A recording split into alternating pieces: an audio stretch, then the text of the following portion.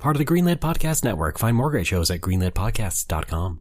Alex, I was just thinking the other day, I think we need a slogan or a motto.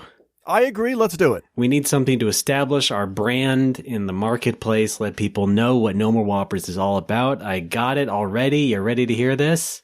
Yes. How about just do it? It communicates the spirit of our listeners, people who take no prisoners, who get out there each and every day, take on life challenges, play sports and run, and just get out there and improve themselves. I want to say that's taken by Nestle or something. You're kidding. I can't. Are you fucking kidding me? I don't have internet right now, so I can't check, but I'm pretty sure. I spent all our Patreon money to research this. This is what they got back to me. Oh no! Who did you pay? Wilshire and Wilshire. Oh man, they're on Wilshire. Oh yeah, that's why they're called that. Geez. You know what? Yeah, this is a good idea. Yeah, we need to get out there. You know what I mean? Yeah. We need to really. This is, we're 200 episodes old by now. Over that, we need to really establish ourselves. We do. I've also put some thought into a logo, a corporate logo for the podcast, and I came up with this here. If I can just direct your attention to the whiteboard over here. I'm turning my head. Yes, it's a shape that I can only describe as like it looks like a swoosh, like kind of a swoosh. No relation to the Dragon Quest magic. Sure. Like someone's cape being swiped in the wind. It Is looks that the like, right verb? It looks like what if you took some muscle relaxers and then tried to write a check mark is what it looks like. Oh, yeah, exactly. I've been there. Yeah. I see what you mean, yeah. Okay, what do you think? Just a swoop, huh? Yeah. A swoop. Let's call it a swoop. Okay, yeah, right. A nice swoop. Yeah. Well, I'm not quite seeing it yet. Okay. I mean, I guess, does it say just do it? I mean, does it speak that? Yeah. Does it speak that to the person looking at it? Let me write it underneath there. Right. Well, no, I didn't mean to write it. I just meant, does it communicate that in sort of a, an implied way? You know what? I accidentally used Sharpie on the whiteboard, so now we're married to this idea. Oh, my God. Okay. Well, we also need to buy a new whiteboard. Yeah. Also, we're changing the name of the show to Nike. Is that what it said? I thought it was Nikkei. What? No, you're thinking of the Asian stock market. Oh, yeah, that's right. Oh, yeah, we got to get on the stock market, too, because of this. We have our brand and our logo and slogan. Yes. We got to go public. How about our stock symbol be a shoe?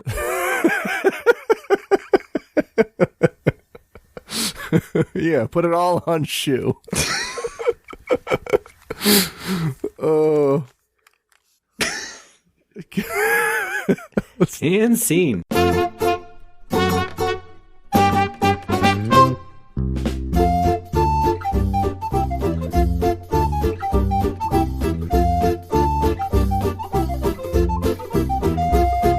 Ladies and gentlemen, welcome to No More Whoppers, your favorite podcast, I guess. My name is Ray Barnholt, computer whiz, and with me as always, still holding on GameStop, Alex Fraioli.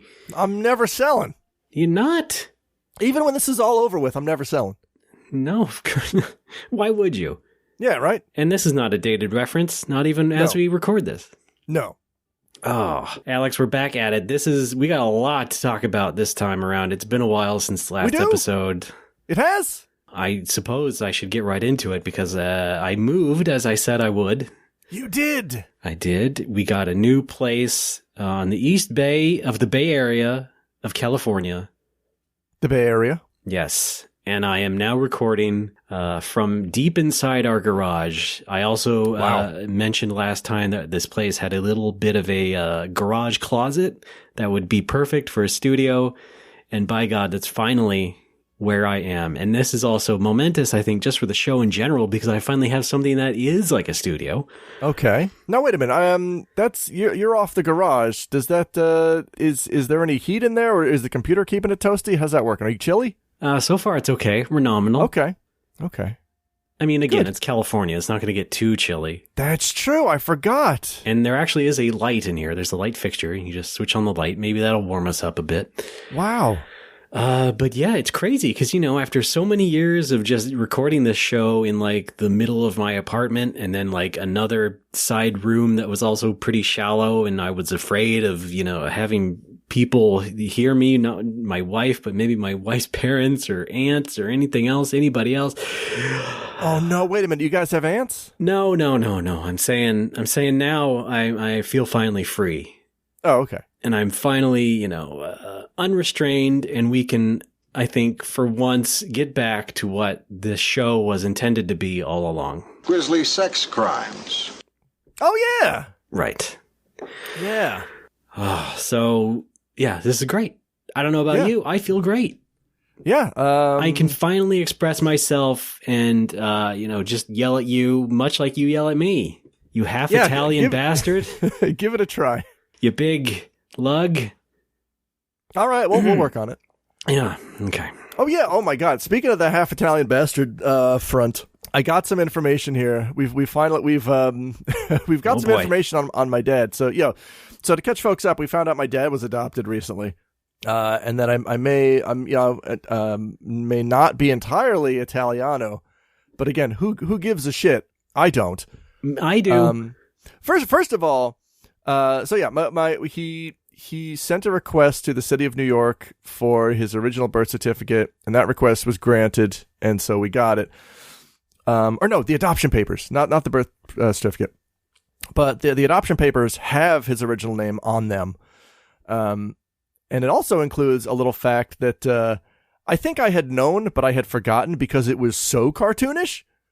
What do we got? So, okay, his adopted father's surname obviously was Fraioli.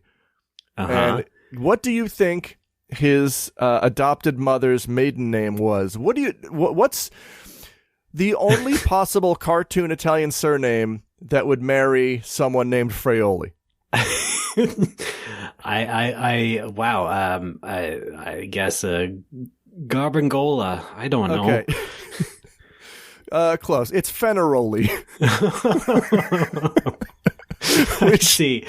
Which almost seems like a parody of two Italian immigrants marrying each other. Pretty much. Yeah. I'm Alex. My only disappointment is that it was too early, or before it would have been common for that to be a hyphenate, because would love to have grown up as Alexander Fraioli Fenaroli. No kidding. Or Fenaroli Fraioli. Oh man. Yeah, that's definitely like a TV commercial character. Yeah. Yeah. That's Italian. So we got the other news, and that is we have an actual surname, but what my actual surname would have been had my dad not been. I mean, obviously none of this would play out because we're in a timeline where, things happen differently. Yeah, I know. I watched Avengers Endgame. Okay, thank God. So if you were to go back in time and change some things around and change the course of history, then right now you would be talking to Alex Wiley. Yeah. Oh, wow, really? Wiley? Put that in your pipe and smoke it. I presume spelled Wiley? No, it's Wylie. Okay. Who I believe we also have a Nomo fan who's also a Wiley who has been to the bar. Okay, sure. Yeah. And when they were here, I kept pushing for them to. I was like joking, like, you got to go for your doctorate, man. You got to be Dr. Wiley. Yeah. Well, now you can. Now I'm not doing that. Technically. But yeah, that's I don't know. I think I'm gonna stick with Fraioli because that's what my bank account is under. You're right. Yeah, the important stuff. Yeah, but you don't want to go through fun. that whole thing. No. Oh wow! Wait a minute. I need some clarification. Yes. This was a roller coaster. Yeah. Are you Italian or not? Half, I guess. I guess what Japan would call hafu. Maybe. Yeah. It's okay. So, what is the origin of Wiley? Hang on a sec. I'm looking up the thing my mom sent me right now. Oh no! I'm sorry. What? It looks okay. So there's two names. We got Wiley from a DNA test. The name, the original name. This might have just been his birth mother's maiden name. Is Brillhart. Whoa. Okay, Yeah, we're getting closer to Barnholt. Yeah, right? Oh, man. Ladies and gentlemen, welcome to the Fraioli Fenaroli Brillhart Barnholt wedding. That's a big jump towards Barnholt. Yeah. Wow. So, yeah, I think that's just his, because it looks like maybe his mother had to put him up for adoption. So that would be his mother's name. Wow. And then the father, we think was Wiley because he got a lot of matches on a DNA test with from people named Wiley. Interesting. But no Brillharts, which is why we think that Wiley's probably the father's surname. Because I can't tell who this name is supposed to belong to on this form here. Yeah. How do they get the DNA of all those people in the past? Time travel? I guess so, right? Yeah. There's no other easier way. Yeah. I don't know how else this works. Well, that's kooky. Because it doesn't list. Wait a minute. Does it? Does it? Okay. Yeah. No. It does list. Okay. Here we go. Child's original birth certificate. So yeah, under mother, it lists Brillhart, and the father field is blank. Oh. Yeah. So immaculate conception? So we're thinking, yeah. So I guess a lot of this hinges on how much stock do you put in, taking over a dude's last name when you get married and or have a kid. Well, back then a lot, right? Yeah, back then a lot. So back then I guess he would have been a Wiley, but I don't know. I guess maybe they weren't married, or I don't know what the deal was. So I guess he would have been a Brillhart. Either way, very little change. Yeah, well, an interesting turn of events, though, for you and your brother Gutsman. Yeah, right. Yeah. I just assumed it was like I've been calling him like Luis Gutzman. I thought it was Gutzman. And that might not be accurate. Yeah. I mean, he is a famous Latino stand-up. Someone make that meme. Luis Gutzman? No, you don't have to do that. All right. Well, thank you for the update. I guess we can still basically call you Italian with a little bit of what was the name? Brickheart? Brillhart. Brillhart. Which I just think of Brill Cream now, which is also like a real 40s thing. I was thinking of Brillo pads, but yeah, that works Brillo too. pads, yes. Yeah. Who could forget the famous Mega Man X-Boss, Armored Brillo? I mean, Brillhart as a full name sounds pretty, scratchy and rough, doesn't it? Yeah, it kind of does. Hits you like a ton of bricks. It's like a ton of Brill. Yeah. And believe me, as a Barnholt, I should know how awful those names sound. So. They're pretty great. Yeah. Oh, boy. Well, thank you again, Alex. Well, that's it, folks. If you want us to continue doing this, send in some DNA. Ray and I will put it through the... We'll test everyone's DNA. We'll test everyone's DNA. We'll see how many of us are related. Yeah. All right. I did want to add, though, about if you're done about this. I am done. Thank you. To go back to my new recording setup, I did use our great patrons' money. Patrons. Jesus Christ. Getting used to it, breaking it in here. I also bought a big pile of, what is it called? Sound dampening foam panels. Ooh. Yeah. The cool. things you see in pictures of recording studios. Yeah. So now you can sound better, and you can be a little bit louder. Yeah. Well, mostly just sound better, so things don't sound too reflecty. I already noticed. I think you are speaking up a little bit more, which is great. Okay, I'm good at doing that. Oh, God. Holy shit. Too much? Was that too much? That was just right, actually. Oh, okay. You have to do the whole show like that. Yeah, and now it's like a little bit like a miniature version of our old Retronauts Vault studio. Not fun. that you would know, but certainly anyone who was on Retronauts during the last 8 years or so would know when they went to our San Francisco shared office, which had like an old vault room, which we put up soundproof blankets in and made that our studio. Wow. Who are you sharing that with? Well, we weren't really sharing that room, but it was like a shared office, and there was like hallways and other offices where like startups would, do their shit. Or just like some other idiots would come in and do their work at their desk. This Asian woman lady ran it, and I think like she also had like a Tai Chi class or some sort of spiritual exercise class going on like the same days we were recording, so like Saturday, Sunday. Okay. So it would be like our loud guests barging in on that.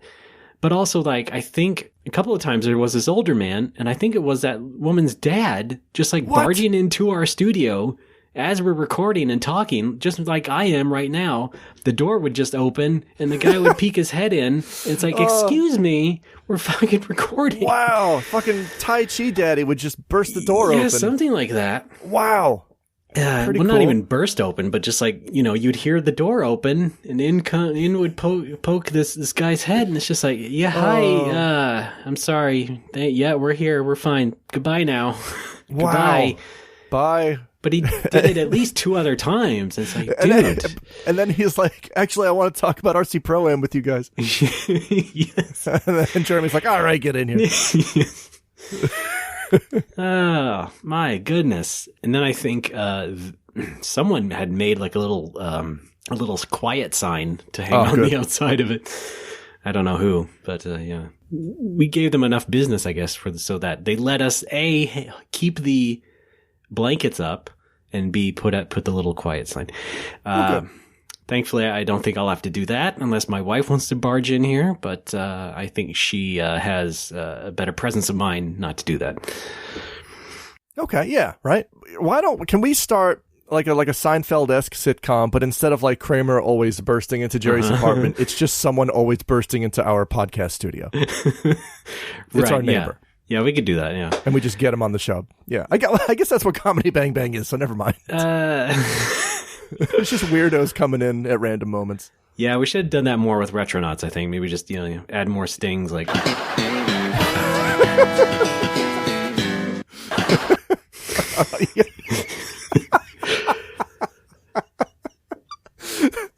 The accidental playing of it at the end made it 10 times funnier. Sorry. No, it's great. Mattingly just split his pants. Folks, stick around. We got Mattingly on the show. Well, anyway, I can talk a little bit about the move as well, if you'd like. Oh, do it, please. Also, like I said, I did mention this on the show before that we're very close to a convenience store. A Combini, as you may know it. Yeah, the Combini. But yeah, I did go there, and it is just kind of meh. The Combini crime family. Sorry. Sorry, keep going. Again, I went there, and it was just mostly kind of meh. Aw. What was it? It's a little too small. Like, it's an extra mile station, so it's like Chevron's convenience store. It's basically, like I said this before, it's just a dressed up gas station, food mart. But it only has the bare necessities. They don't really even have like a real deli, like even a deli selection like 7-Eleven would. But if I need to get a drink or something, or I feel like an ice cream bar, maybe I'll walk in there and get something. Okay. But right now, not an essential thing, not something that delights me. But hey, it is a gas station, and if I actually need gas, it's pretty good, pretty close. All right, good, okay. Well, everything's looking up for you. There's also a Safeway nearby, and of course, I gotta go to the Safeway and check out the self-checkout machines, and they do have one. That's good. More than one, actually. And I actually went there, and they have good sandwiches. Would you say that Safeway is the opposite of Danger Zone? Yes, I would. Anyway, The sandwich, it's like they made up for the gas station sandwiches by having sandwiches and being better than the average Safeway sandwich. So that is... What kind of Sammys are we talking about? So they have like these boar's head meat sandwiches, and they're like basically just hoagie type sandwiches. Like half hoagies, I guess. But at other Safeways, they're not that good. But this one had better bread. And Half hoagies are called chibi hoags. Okay, thank you. Again, more Japanese terminology from Alex. Of course, yes. Alex lives in Japan, for anyone who's listening for the first time. Hi, ni hao. Hi. Ni hao, my concubines. Good movie. So there's that. But also nearby, in the same sort of vicinity, is an Italian deli. Ooh, c'est bon. I'm doing this many times. Hi, sorry. It is one of my favorite gags. Sorry. Here we go. This is, if I really want to up my sandwich game, I'll go there. Because they have some great sandwiches, it looks like. Good. I was going to go there today, but we had a lot of leftovers to eat, so I had that for lunch instead. I was going to do this hilarious gag where I brought one in and it would eat one for a little bit on the microphone, and oh boy, it would be so funny. Yeah. That's all I had there. Or it would be if it would work if you bought an Italian sub and you brought it into the studio and you started eating it, and the more you ate, the more Italian you became. Right. Yeah. Okay. Well, I guess that'll be the bit for next episode. Yes. All right. So that's my hood. That's pretty good. fun. That's nice. It sounds like you like the place. Oh yeah, both inside and out. It's a nice big place, and as part of that, we were moving stuff, and I increased my U-Haul experience by 200%. Oh God! In the sense that I drove a U-Haul truck for the first time twice over these past couple of weeks. And that was an experience. It was the smallest kind, so it wasn't like super unsafe or like rickety, but it went fine. It was better than I thought. Fun? They do make sure that you know how to drive it in the sense that, there's lots of mirrors on the side, so you're backing it up properly. You always know where to look, et cetera, et cetera. Okay. And the only problem is that we had to do it twice, like 2 weeks in a row, because our plans, we decided to change our mind on some plans, because we were originally going to get a U-Haul truck just for my stuff, because I have a lot of boxes of my game hardware and other furniture. Do. Might as well just shove that in a truck 1 week and get it up there. There was an entire U-Haul just labeled 3DO parts. Yes. And then what we would have done was get a professional moving crew to get the rest of it out there the following week. But we changed our mind, decided to do it all ourselves. I guess my wife felt uneasy about pandemic stuff or something, even though read all these reviews of the moving companies. They're all wearing masks. It's good enough, I would say. But nevertheless, we decided to do it ourselves. The problem is that I couldn't get a bigger truck for that 1 week. So I had to get the same kind of truck the following week, twice in a row. So lots of back and forth and lots of physical stress on me. I carried a lot of things. There was like 4 consecutive days where I was burning over 600 calories.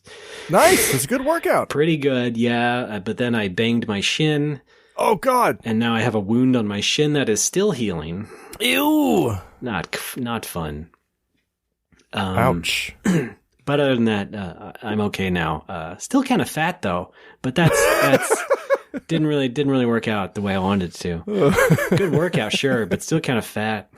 I thought you lost a lot of weight recently. I did, but I thought you look fine.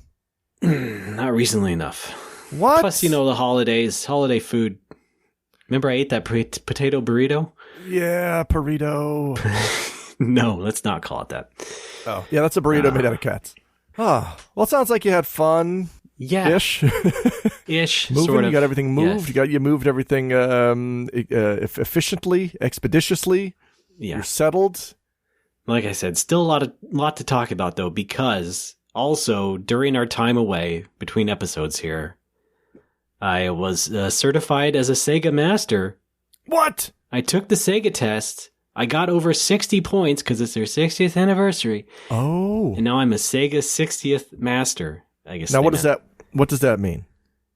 It means I got the gold banner and seal, and it's not like a perfect score, but it is master class. And cool. I'm a Sega Master. And if I lived in Japan, I would get some extra prizes. But other than that, can you have them shipped to me? And I could send them to you? I will see about that. I guess they're supposed to DM me or something. I don't know. Okay. It's just Chotskys. It's not that important. Sega's going to slide into your DMs. But other than that, I did get some pictures to post on Twitter.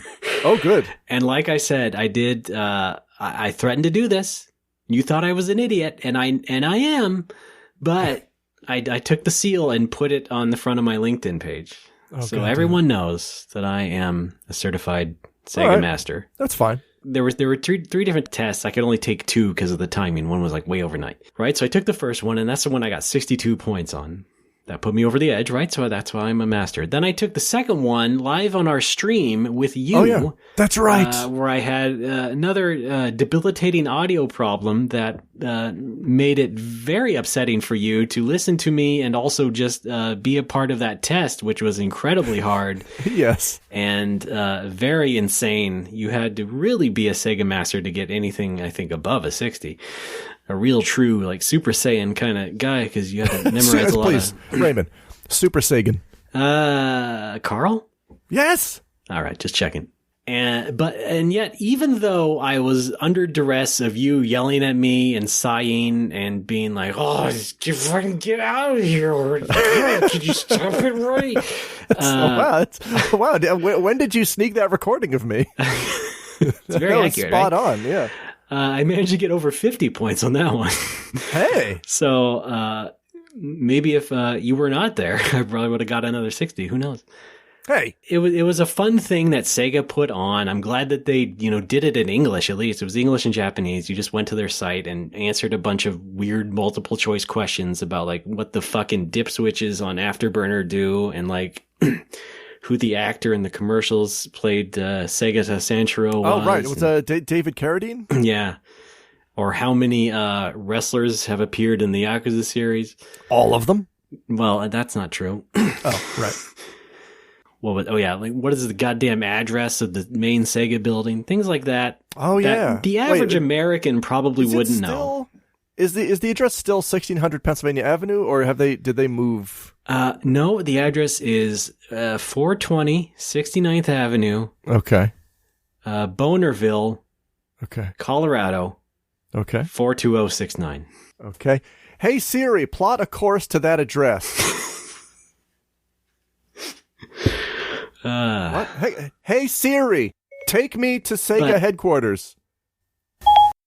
One option is Sega of America. What? Headquarters on Old Canyon and Irvine. Want to try that one? Let's Sega. Hey Sega, take me. Fuck. She gave up on me. All right, great. Fuck! I dropped her. I'm sorry, Siri. All right, we're good. Well, that's fun. Congratulations on your certified sagacity. Yeah.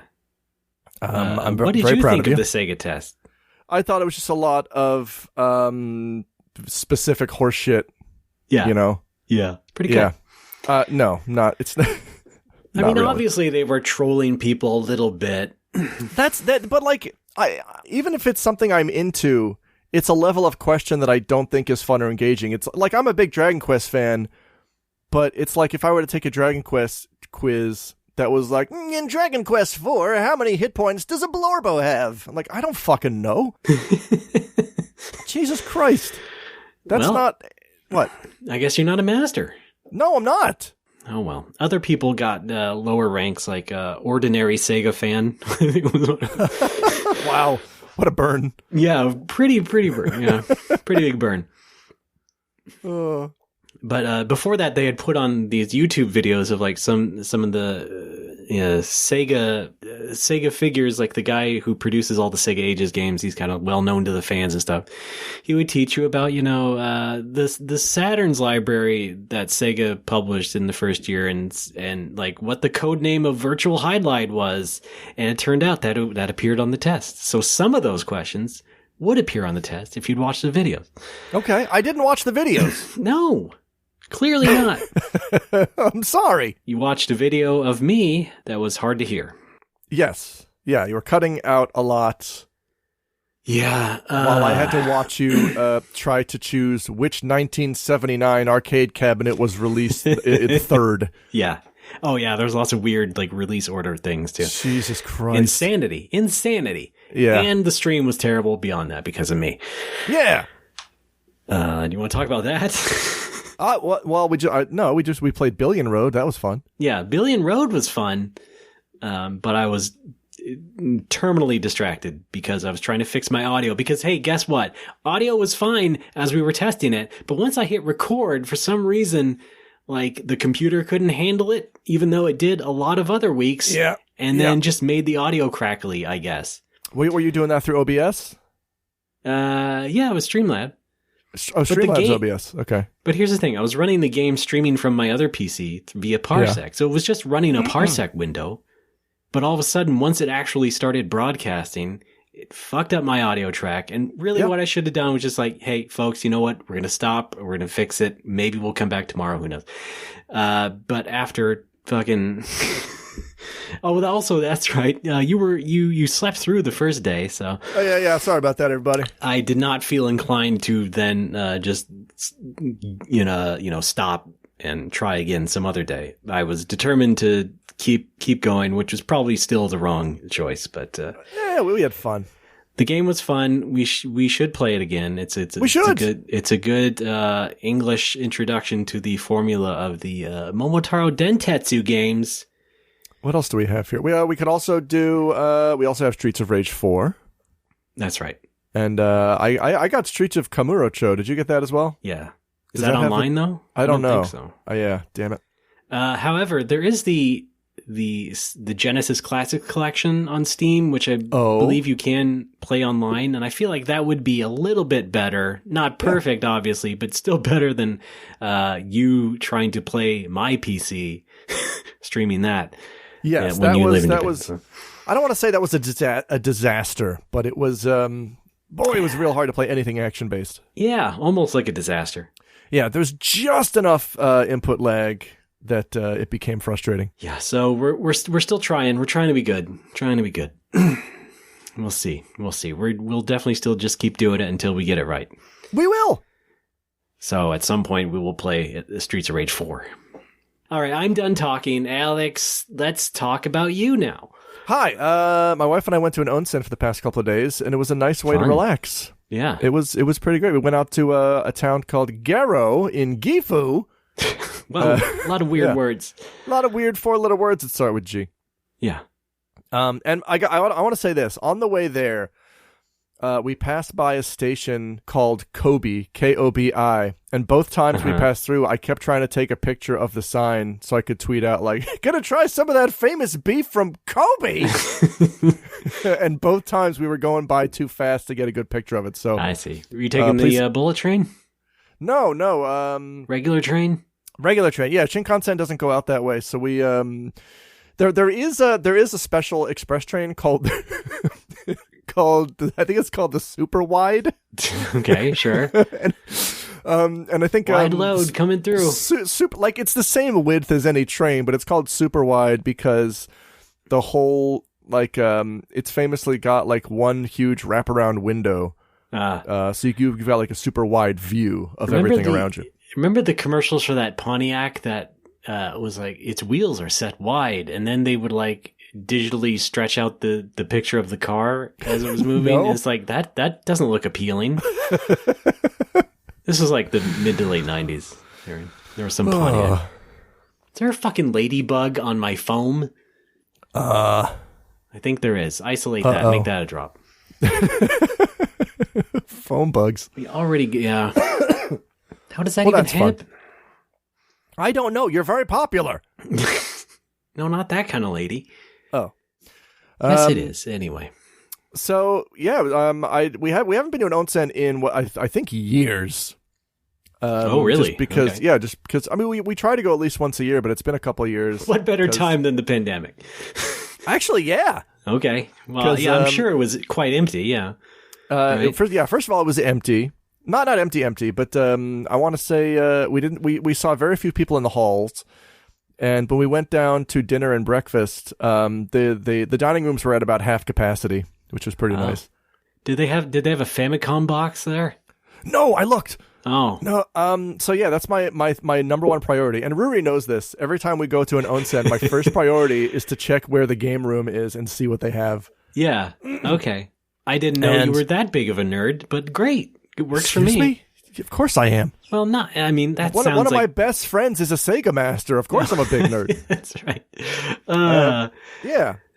I'll sign whatever you need. I'll sign some Sega games for you. At Critical Hit. I failed this Hudson Soft test, so you need to sign it so I can give it back to my teacher. No, not forgeries. I meant autographs. Oh, no, I didn't mean forgery. I mean like when you fail a test in school, you'd have to have your mom sign it so they know, your teacher knows they saw it. Never happened to me, but okay. Well, it happened to me once because I was bad at math. All right. I don't know your public school ways. Okay. Yeah, that. So yeah, in the past, we've stayed at onsens where they have had little game centers in the basement. One had the best one had a vertical shooter, and I can't remember the name of it. That's okay. There's hundreds. Millions. Yeah, but it was really fun. That was a big jump. Sorry. I plunked some money down into that. But no, this one there was nothing. They had I saw they had a ping pong room, and sometimes even if they don't have games listed on the thing, there might be a couple of machines in the ping pong room. But there was nothing. Right. Oh boy. Well, that's very disappointing. We went to an onsen a few years ago that was extremely disappointing because it was like they listed a game room, not game center, I forget what they call it. Mm-hmm. And I go in, and there are machines, wall to wall, but it's all like the bullshit amusement machines and not actual video games. It's like it's like the machines that Arino would play at a game center. That's just like you move the monkey's arm to catch the hoops and win tickets. And I'm like, okay, well, I'm out. Well, that's too bad. I guess you just have to look at the scenery. It was gorgeous. It was pretty nice. We always get a room with a private bath because tattoo. Yeah, but I prefer that anyway. The least threatening tattoo in the world. Yeah, right. Jesus Christ. Because my wife is like, you could just put a really big bandage around it and go down to the baths, and I'm like, I'm good. I can't relax. What, am I, an invalid? Yeah. I can't relax if I'm around randos. I said, like, I don't like being approached by people who just want to practice English. I think a lot of people feel that way in Japan because it's like, oh, yeah. It's cute the first couple years, and then after that, it's like, I'm trying to relax here, buddy. So my wife understood it better when I phrased it like, I don't want to be approached by the Oji-san who just opens with, how long do you Japan? Which that made her laugh very, very hard. Alex. Because that's every Oji-san will ask you that question. How long do you Japan? Or where from? There's a lot of where from. I don't want to talk to Oji-sans when I have my clothes on. No, of course not. I definitely don't when they come barging into my recording studio. Yeah, right? Doing Tai Chi. Yeah. Well, what would be better is if the famous wrestler Tai Chi came into your recording studio. No? Cool. That's a guy? Okay. Yeah, it's a guy. He looks like he does Phantom of the Opera cosplay, and my buddy Tom has described him as absolutely the kind of guy who hangs around Shibuya Station and hits on 17-year-olds. That's Tai Chi's aesthetic. Okay, great. Yeah. Thanks. So Garo was very fun. It's a kind of a nice party. My buddy Jason used to live up there, which I totally forgot until he reminded me. After I posted you? He. I didn't hear you correctly. Sorry. Hey. And there was I saw there's a statue of Charlie Chaplin for some reason, which I still don't understand, but okay. Garrow's own. Garrow's own Charles Chaplin. Japan seems to be more in love with Charlie Chaplin than America or England, which I don't understand. Well, that's weird. IBM was in love with him. They used him in those commercials a lot. That's right. Yeah. Did he get royalties? He was already dead. It was an actor portraying Charlie Chaplin as Charlie Chaplin's character, the Tramp. And then he was, darting around a white room playing with an IBM PC. That's pretty fun. This was in the early 80s. Okay. So he was only freshly dead because he died in like 76, 77? Yeah. Pretty freshly dead. Okay. So, yeah. And then wasn't his corpse like famously moved around a lot? Yeah, in those ads. No, that's not what I mean. What do you mean? When did he write "Cats in the Cradle"? Is that the name of the song? Yeah. No, was that before? Was that before or after he died? All right, we have fun here, folks. The posthumous works of Charles Chaplin. Thank you. Yeah, you know what? I'm telling every Nomowo fan right now. After I die, I want you to run all these episodes into some kind of neural network and just make an Albot. Okay. And keep the show going. Like what they did with Roger Ebert's voice? Did they do that? Yeah, do that. Yeah. That sounds like it'd be a lot of fun. He was still alive at the time. It was to help him speak, basically. But Oh, that's right. It was a voice synthesis module. Yeah, but they did it the boring way, where they just turned a bunch of they took his most commonly used words and made those into basically drops, I guess. But yeah. like, it would have been better if they had done it with only movie titles. Right. Right. Yeah. Hey, Roger. Star Wars: The Phantom Menace. I can't beat the first boss in Contra. Which part should I take down first? Top Gun. All right, cool. Roger? What's the hardest part of Ninja Turtles on NES? Waterworld. Okay. This is too much already. Having fun over there? Roger Ebert, what's your favorite Nintendo game? Super Mario Brothers. Now we're in the Hall of Judgment. Yeah, I'm being judged. All right, sorry. I say shit like this because, like, they say that, geniuses are only geniuses because of their the sheer amount of things they produce, sheer level of prolificness, I guess. Because, not everything's going to be a hit, Ray. No, of course not. You just got to keep saying shit until something sticks. You know what? I agree with you completely. All right, I'm cool. Alex. That's who I am, and that's what I do. Alex. Yeah. I did get a good laugh when we walked around town. We got to the onsen, we checked in, we put our stuff in our room, and then we went to walk around town. And there was this kushiyaki place near the onsen, and they had a picture of a celebrity who visited there, sitting in a chair next to a desk that had their like music player on it for the shop. Okay. And I looked, and the picture's hanging above the chair, and I looked at him. There's the chair, and there's the desk, and there's the music player, and I don't know the name of the celebrity. I don't know who he is, so I just said to my wife, like, "Whoa, look, it's the CD player from the photo." I don't know who he is, but I wasn't even trying to do a bit. I was just like, "Oh wow, it's the same one that's in this picture." You know what? Another good bit would be. What's that? Although it would happen to you. Huh. Is if you looked at the desk and the music player, and sitting at the desk was a skeleton. Oh, that would be pretty good. Oh, and my wife explains that it's a very famous skeleton. Yes, that was Paul Newman. Oh, wow, Paul Deadman. Oh, Paul Not so Oldman. new anymore. Yeah, right, he's bones now. Man, oh man. Mr. Bones on Saturn, another great Sega product. Take it from me. Thanks, Ray. Sega Master. We got it. I'd like to talk to you more about the great games available on Sega Saturn. No. Okay. Get out of my living room. Dragon Force 2. I'll buy it. Shining the Holy Ark. I've been trying to get that to work on RetroArch, and I can't. Oh, no Ark for the Ark. I want to, right? I want to stream it. Retro, the failing Arc. I want to stream it real bad. I can't get it to work. It should be fine. Pick a better core. There's just the one, isn't there? You can help me with this later, certainly. Beetle Saturn should be great.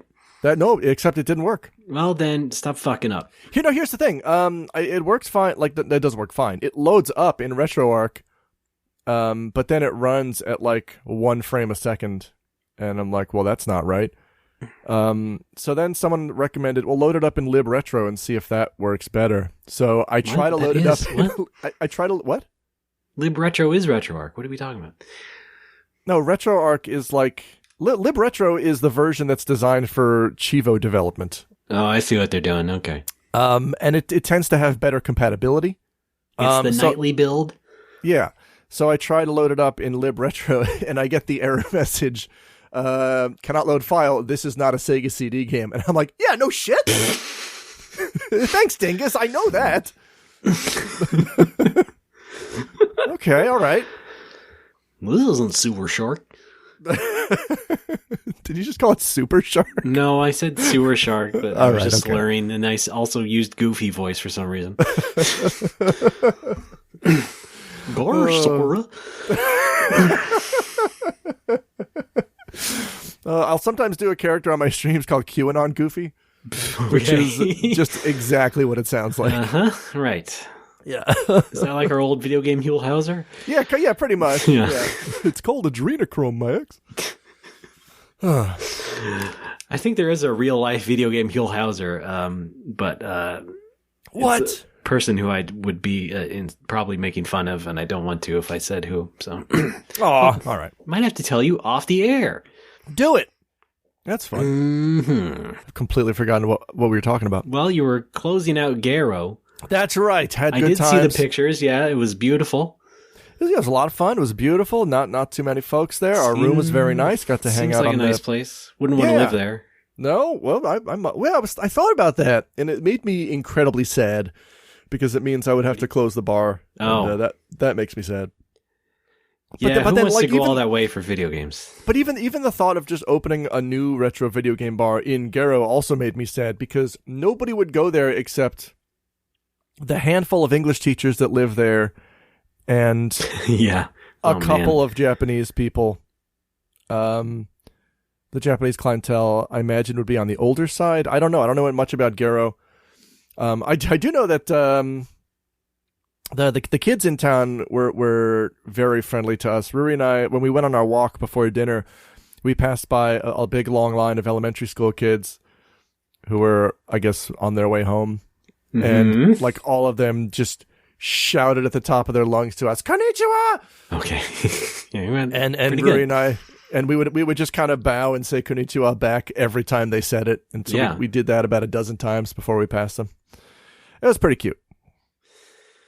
That is pretty cute. Pretty idyllic. They were very friendly, and Ruri remarked that, like, city kids ain't gonna do that. They don't talk to anybody because you're not supposed to. Living in the city, you got to survive, and that means two things. It means not talking to strangers, and it means you keeping that dream alive.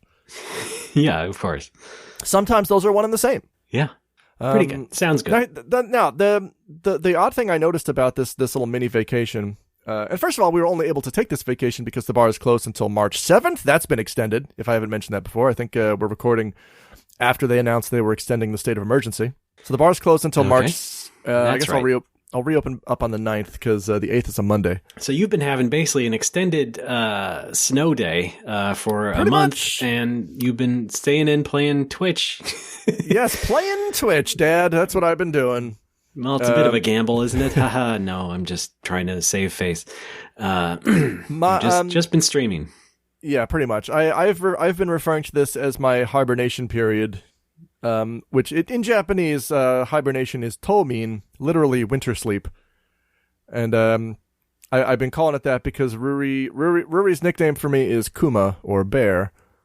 So I keep saying that, I'm off for like a month and a half. This is my hibernation period. I'm just going to stay home and sleep, or stream, or play FF14. And it's been really fun. She said, "Great, honey. I support you fully." Yes. Yes. I mean, I do go out and do things every once in a while. I do check in on the bar about once or twice a week to make sure it's still standing. I went in a few days ago to prepare yuzu cello, which I've never made before. Right. Okay. I make limoncello and limecello. How about yuzu jello? No. Okay.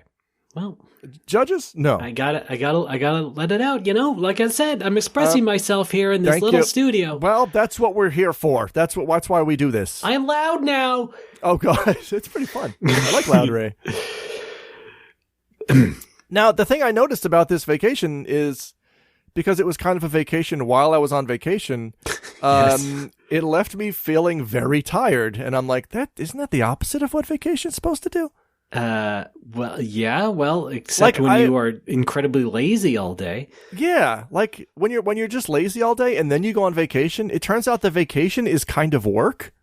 Yeah, no shit. Because I actually read up on this when I got home, because let me say this first of all. I had a great time. We ate some delicious food. I got to enjoy a very comfortable bath outside on the balcony.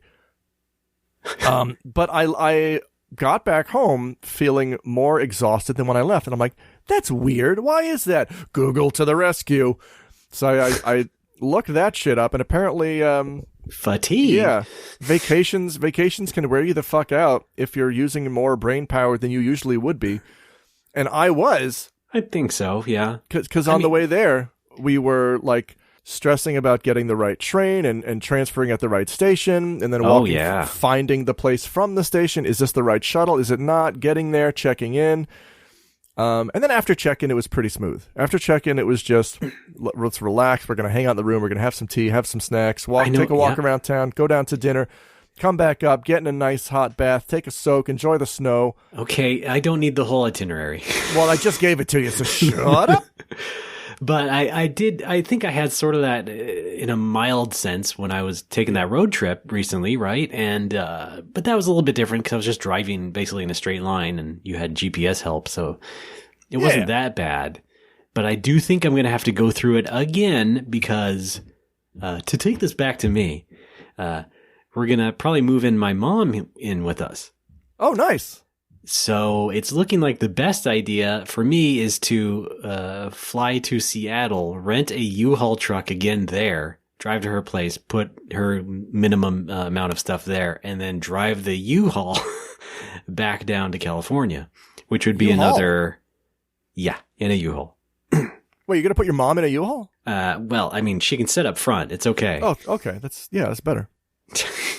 Although it would be really cool if you like set up the inside of the U-Haul to be like a makeshift living room with like a couch and a TV. Yeah, I mean you could do that. Probably be more work than it's worth, but you install a little seatbelt on the couch. But I think I'm going to have my own little stress there. Now, obviously not vacation, but still a trip in a sense. Yeah, and will be and that's stressful. Stressful. So I probably don't have to do that till May. So we're looking forward to that. But yeah, I had only about, I guess, 12 hours in that 2-day span where I wasn't stressed about something. And that was from the period between check-in and the next morning. Because once we woke up the next morning, I was stressing about, we got to check out in a few hours. So I got to make sure everything's ready to go. You know, we only ever do the one-night stays at these onsens because, they're expensive as hell. It costs us, it was like $400 for the night. But it includes breakfast and dinner and the bath. Oh, I see. But I was like, I couldn't sleep. I only slept 4 hours because I was tossing and turning, stressing about having to go back the next day. So like, that's not good for a vacation. Right. And I got back here. Fortunately, the important thing is Ruri got back well rested and happy, and she had a great time. But I came back. I fell through the door comically, and basically, like, as soon as we got home, here's what we did first. We went out for a nice lunch at Goemon, a great Japanese pasta chain. And then I came home and immediately... Yeah, it's true. And then I came home and immediately took a nap. Oh. And then I woke up for dinner and then immediately went to bed. And then I woke up and I'm doing a podcast with you, and we are caught up. All right. So which brings us to now. Long story short, when you go on vacation, don't forget to vacation. Don't forget to relax. Yeah. Try to teach your brain not to stress about everything. I'm still working on that one. No. I think I'm mostly okay. Good. Yeah, I'm not like you. No. I'm not constantly on edge. Drinking coffee and tea. When you sing that Jungle Book song, I want to be like you. You're not talking about me. I'm afraid not, no. All right. Okay. No. I'm asking you to go to the kitchen, pull out a knife, and jam it into your fucking gut. I'm going to do that right now. Hang on. Actually, yeah, we should take a break so I can go get a knife and do that. You want to take a break? It's break time. Yeah, we talked enough. Time. Yeah. We have. Get out of here. Bye. We'll be back.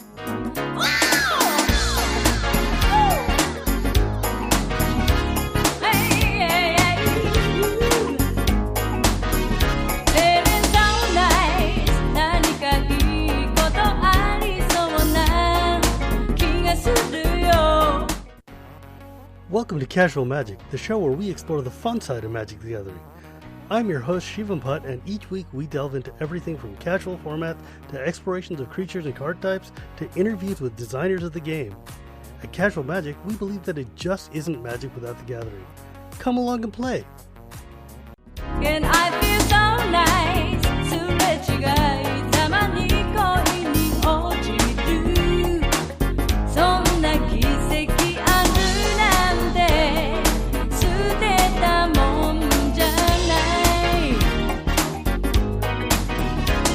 Folks, we're back. It's No More Whoppers. I'm Ray. That's Alex. No, I'm afraid it's the other way around. Prove it. You don't have to just say it the way I say it, because then Why? it's different people. I'm just and the reading whole thing the gets script. mixed up. I'm just reading the script. Raymond, I was just doesn't know who's talking. I was just following orders. Cross to fireplace. God. Hi, Ray. You dingus. It's Alex. Thanks. I'm Alex Fenaroli. I meant to play this at the beginning of the show, but we've got a new installment in Alex's Dream Corner. Oh my goodness gracious! Also known as You May Enjoy This. This really is turning out to be a big episode. Let's get to it. It really is. All right, so I had a crazy dream, and I woke up and recorded it immediately into my phone. So here it is. How it goes. February 8th, 2021. I have written a script for Indiana Jones 5. And it's, check out, these are the characters who come back. The guy who was sacrificed in the pit of Kali in Temple of Doom is back. But this time he's got a little of that old salt and pepper beard going on, so you know some time has passed. There's a scene where Indiana Jones, he can't drive very well. He drives a Jeep and he can't drive it very well. The movie is directed by Steven Spielberg, but George Lucas also directed a separate version called The Loser Cut, which will air on TV. This is the made-for-TV version. Is that it? All right, there you go. The loser cut for losers who watch TV. Yeah, Lucas makes the loser cut. The thing I like the most about that is the guy who is sacrificed in the pit of Kali comes back, but he's aged up now. You're right. But like, despite having been burnt to a crisp after having his heart removed, you look over at the desk and there's the skeleton, the salt and pepper beard. So some time has passed. I don't use all of these. I do record some of these that I don't use because they're either too long and meandering or just too sexual. No, not even that. Oh, okay. They're just too long and meandering, but that was acceptable. I found it was me and 3 other clones of me. And spicy. Did I don't know. I don't remember if I used the one where I went to train hell. I don't know. Sounds great. I got hit by someone was trying to kill me, so they conjured a train in front of me. Oh, Final Fantasy was it 6? And the train ran me over, but I was like, getting run over by a train's not that bad because only the first part hurts, and then the rest of it is you're just lying flat and the train goes right over you. Oh, well, I'm not sure that works. Yeah, good advice. Good advice for anybody. I guess so. If you're ever hit by a train, just don't sweat it after the initial impact. Goodness gracious. Well, there you go. All right. Raymond, I'm playing video games. Are you playing video games? No. Oh. Well, let me say this then. You're missing out. Let's see. I was moving, and I was trying to get back into working on school stuff and then working on making a game and things like that. So I sort of hooked up a Saturn and played a couple things, but not that long. What? I just dicked around with some other things on my Switch that I was playing. That's about it. Okay. Yeah. I got a review code for this Halloween Forever from our buddy Mark Lentz. Oh yeah, Super Mammal Mark Lentz furnished me with a review code. I guess that makes No More Whoppers an outlet. Yeah, aren't we? Sure, but we're not a game podcast. That's true. So don't classify us as a video game podcast. We do not discuss video games in any substantial manner. We don't even like video games. Well, just a couple. They're dumb. Just a couple. I like the game. I finished it a couple of times, and I've unlocked one character. But I'm still in the process of going through, because it's very much one of those games where you're going to finish it real quick, and then the bulk of the game is just unlocking stuff. Oh, right. To play the game, and honestly, it opened up for me in a huge way after the character I unlocked, because I I beat the game once with the default character, and I thought it was good. It wasn't. I'm not. I don't take to new games that quickly. It takes me a long time to learn games, so I had to turn 100 lives on so I could beat it. I think that's okay. I think it's a bit challenging on purpose, so it's not like supposed to be. So yeah, a certain doesn't follow a certain formula. Like it's doing its own thing, man. Yeah, my first time through the game, it took me about 25 to 30 lives to beat the whole thing. Yeah. And then after you beat it, you unlock a character. Or maybe I unlocked this character by finding something. It wasn't very clear. But I unlocked this character that basically does double damage. And then I sped through the game in 3 lives. And that was a lot more fun. So I'm like, oh, I get it. I just keep unlocking cool stuff. And then I can, go through the game. And I have more fun every time. And I do. I'm on my 3rd or 4th playthrough now. And it's pretty good. Wow. Okay. Yeah. Yeah. Well, I had played it before on PC because it was part of that huge itch.io bundle. Oh, yeah. That I was also a part of, but a lot of indie games were in that. Many, thousands, in fact. Wow. Oh yeah, I have that. Yeah. So you could have played it. You jerk. I could have. I was too intimidated by 1,000 games. You had to get our friend Mark to give you it for free. Yeah, on but the new platform. It's yes, because you won't play it on PC. You gotta play it on a controller with the Nintendo. Yes, I refuse to play anything that's not on the Switch. Okay, I just gave up FF14. Well, that's a shame. And I like playing on the Switch. I have a Switch Lite because I like playing Switch in bed, and god damn it, that's a great bed game. Yes. Meanwhile, I have not touched my Switch Lite in over a year. Oh, you're missing. Give it to me. But you want? I'll take one? 2. It'll finally give me a reason to go out and buy a second bed. Right. It's Bed Mania. It's Bed Mania. Thank you. Prequel You're at the Fraioli house. Yeah. Yes. The Fraioli. What was the other name? Frenelli. Fratelli. No. No. Feneroli. Fenaroli, of course. Yeah. A little extra pasta in there. Thank you. That's how I'm going to remember it. Now I want pasta. Oh God! Well, speaking of Switch, it was Nintendo Day today. Of course. Oh yeah. There was a Nintendo Direct. They're making a new game. Mario's in it. Okay. He plays golf. Cool.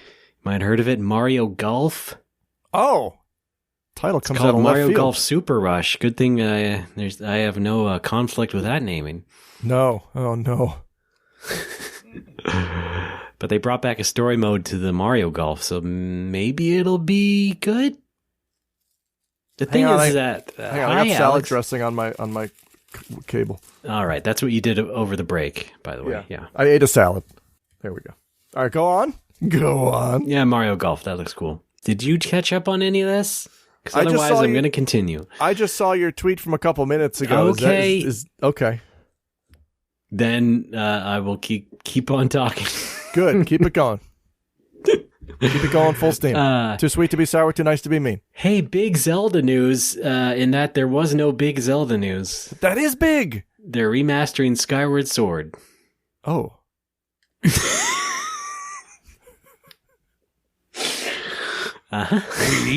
We. You like that? It's on Switch now. Keep going. Okay. Mario Golf. Did you like Octopath Traveler? Yes. Okay, Is that coming to Switch? It's been on Switch. Oh, fuck. The next game, not in that specific series, but with that specific visual style, is coming out, and it's a tactical RPG, so that seems neat.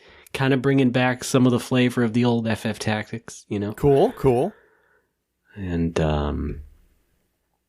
but oh boy, that's all rote to me. Sure, I love a good bit of Nintendo news. I love a Mario and a Zelda.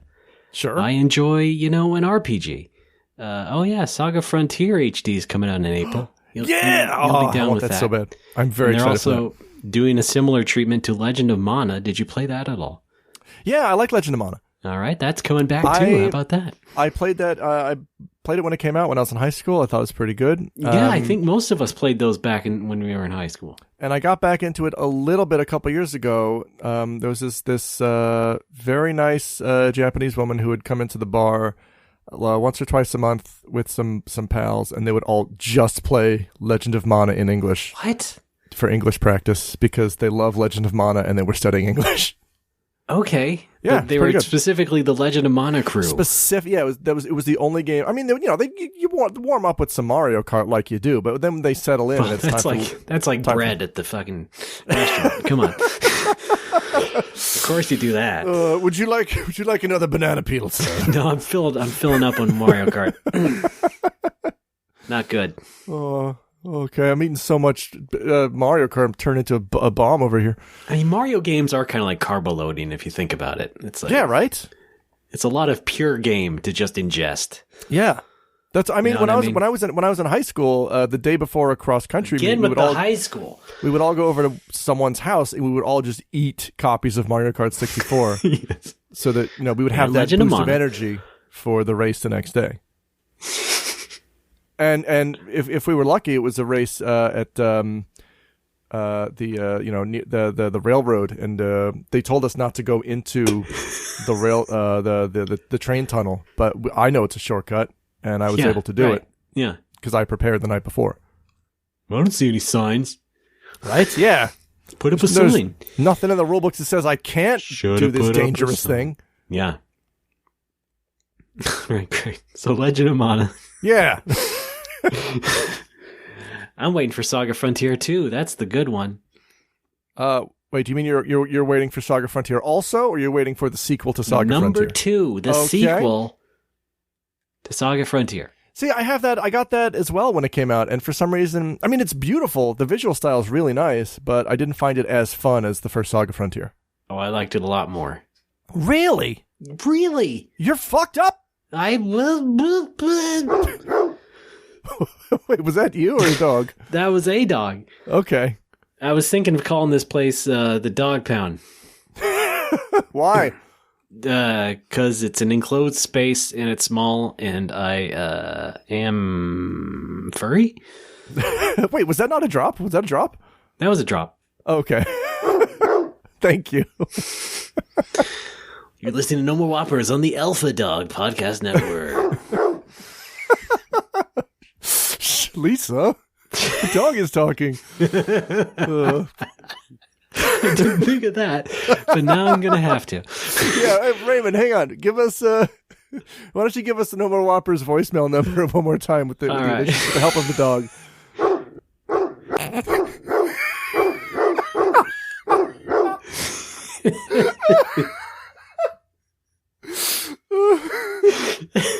Oh, it's killing me.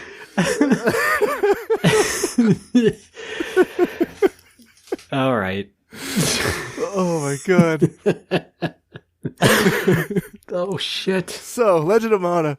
Okay, anyway, also today, holy shit, big amazing game news. I can't believe I would ever get to do this on the show, but here we go. The new version of a game called Boku no Natsuyami.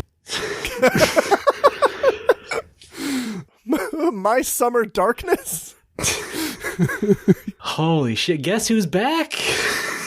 Guess who's back? Recurring characters. I'm going to say Sigma, Vile. Who else is, I don't know. Who else we got? No. I'm talking about Kazayabe. Oh, yes. He is back, and he's making a summer vacation game, but with Crayon Shin-chan.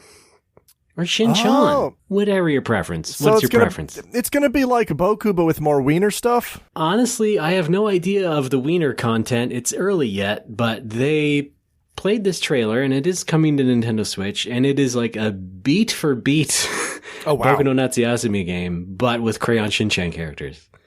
Okay. And a little bit of mysticism, because it's like it's like any of those anime movies or like Doraemon or other Shin-chan movies. It's like there's a professor with a dinosaur, so there's dinosaurs in it. But other than that, it is the real deal.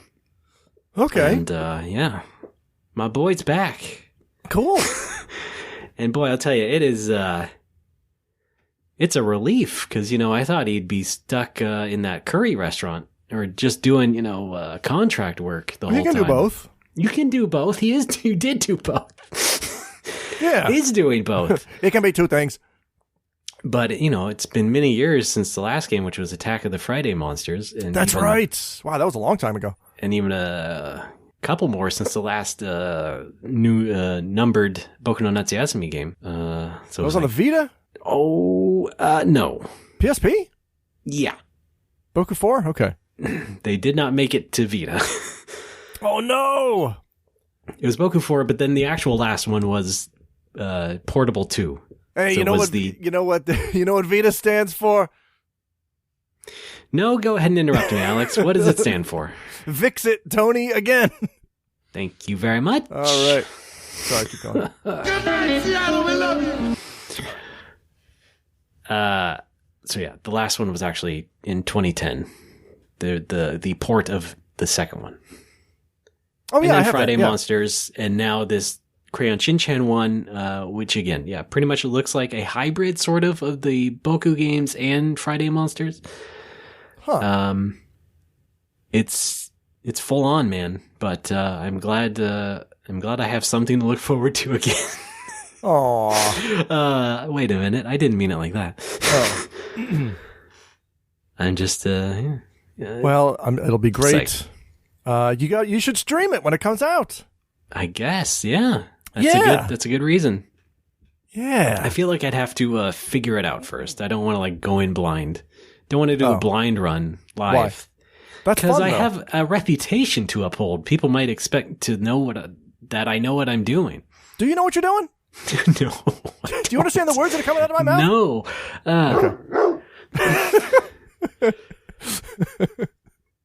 No. But also the funny thing is that this was eerily timed with the 10th anniversary of Scroll.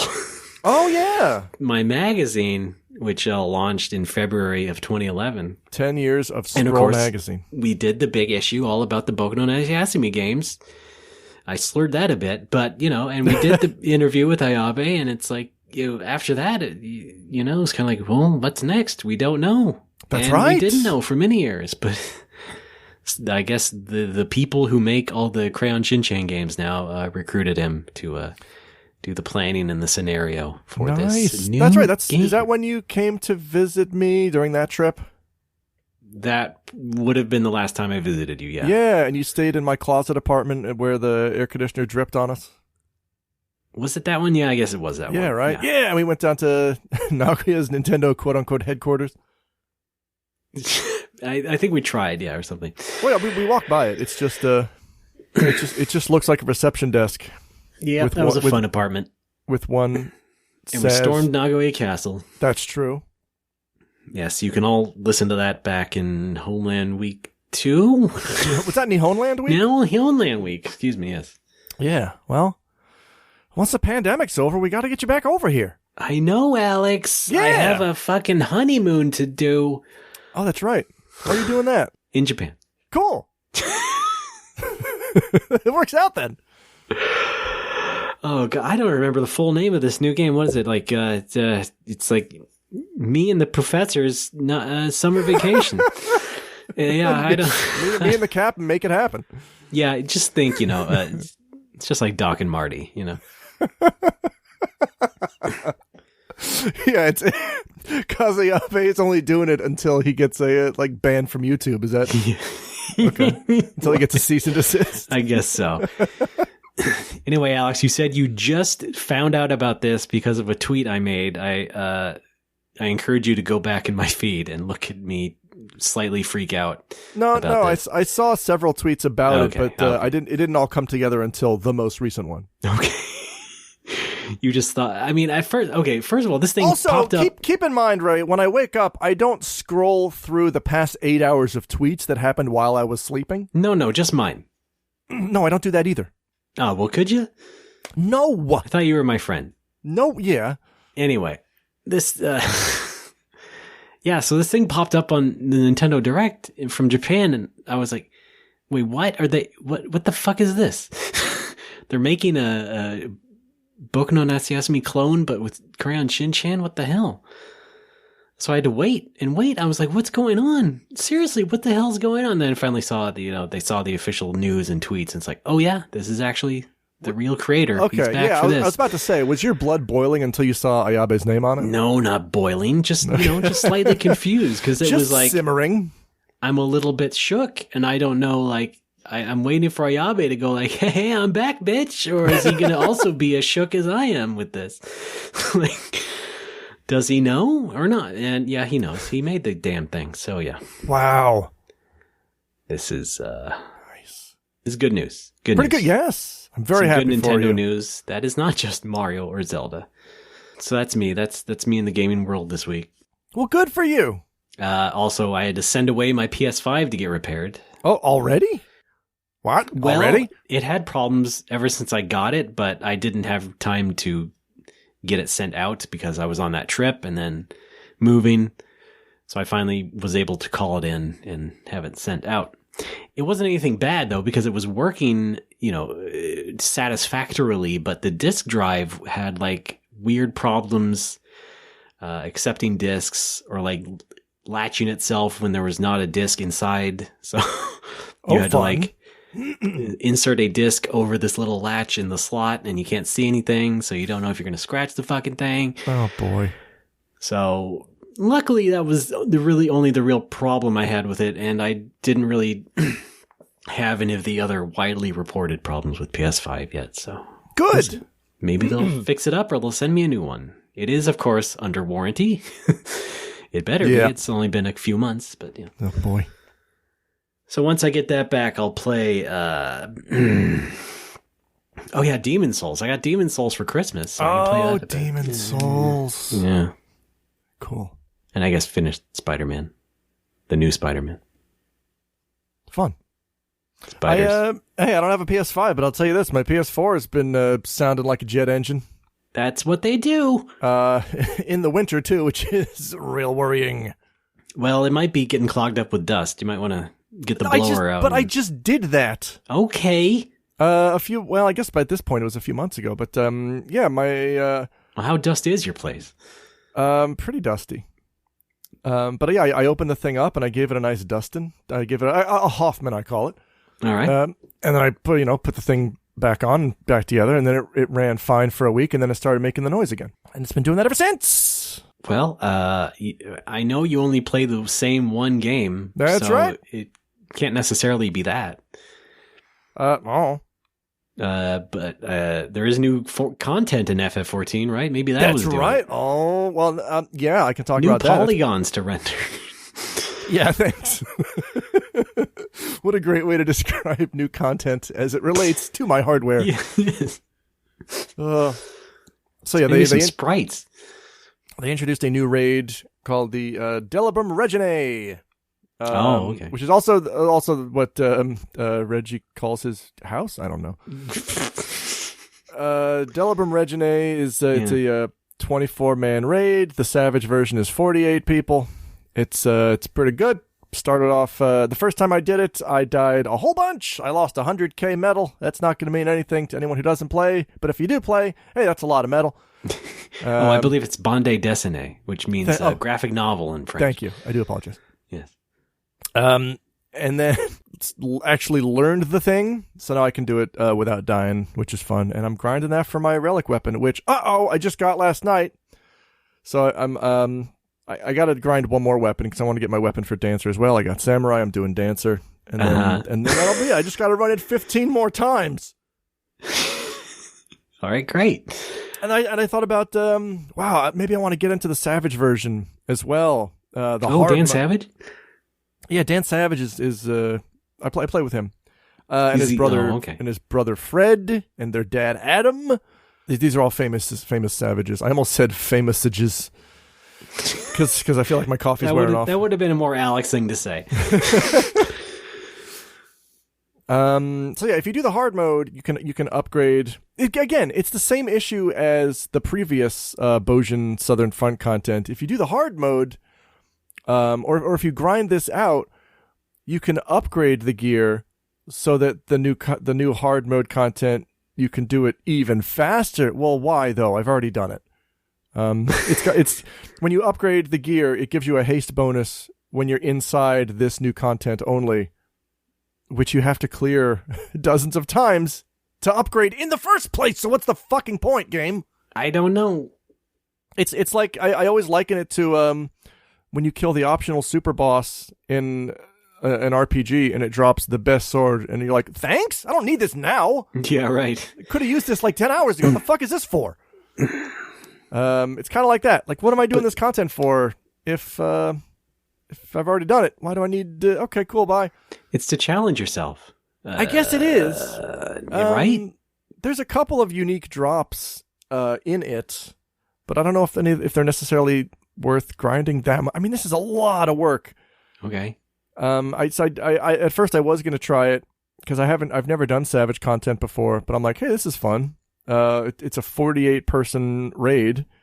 Yeah. I didn't realize they could do Savage content on that scale, and I guess they can. But it just seems like too much of a pain. I'm not going to learn it. Now, hold on. You mentioned unique drops.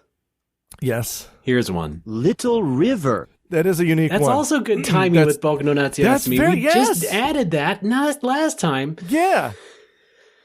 Oh my god, everything's coming up Ray.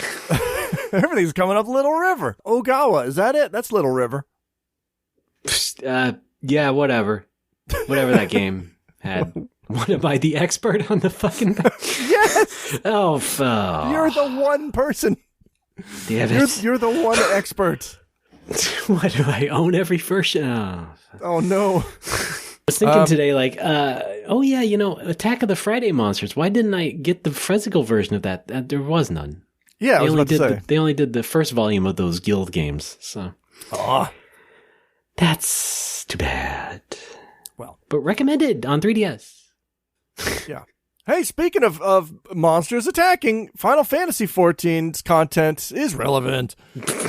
To you. Yeah. Trying to reseg back into my own topic. No, that's a good reset. Yeah. Reseg, reset, whatever you want to call it. Yeah. Yeah. So yeah, they I was bitching and moaning for a while because the previous I guess you could call it a raid. It was a 48-person instanced thing inside another thing. I don't know. Yeah. Called Castrum Lacus Lator. The first month or two that it was available, everybody was running it. Then they added, because you get special coins from it, and then Square Enix was like, well, here's an idea. If those coins just drop from every fucking thing else in the zone, then people will be happy because they want coins. Not realizing, that also means nobody's going to run this stupid dungeon anymore. And nobody did run the stupid dungeon anymore. Yeah. You were talking about that before, weren't you? Yeah. Or was that a different? Yeah. Because the way that you upgrade your equipment in there is you got to trade between 500 and 1,000 coins per piece, which means you got to run the thing a lot because the max was like 25 coins per run. Uh-huh. And the thing pops once an hour, so do the maths. That's a lot of times. It is. So when they made the coins available from other things instead of the one big raid, everyone was like, "Oh, we're just gonna do those instead." But there was a small chance. I think it was like a 1 to 5% chance that every chest in the raid would just drop the augment parts that you need to spend those coins on. And I got one once, and that kind of whet my appetite for it. Like, well, maybe I could get it again. So I kept running it in the hopes that I would get this rare drop, and I never did. And I got a pittance of coins. And then was it even still worth it? No. And then they made it irrelevant because they made the coins more plentiful elsewhere. And then with the most recent update, what?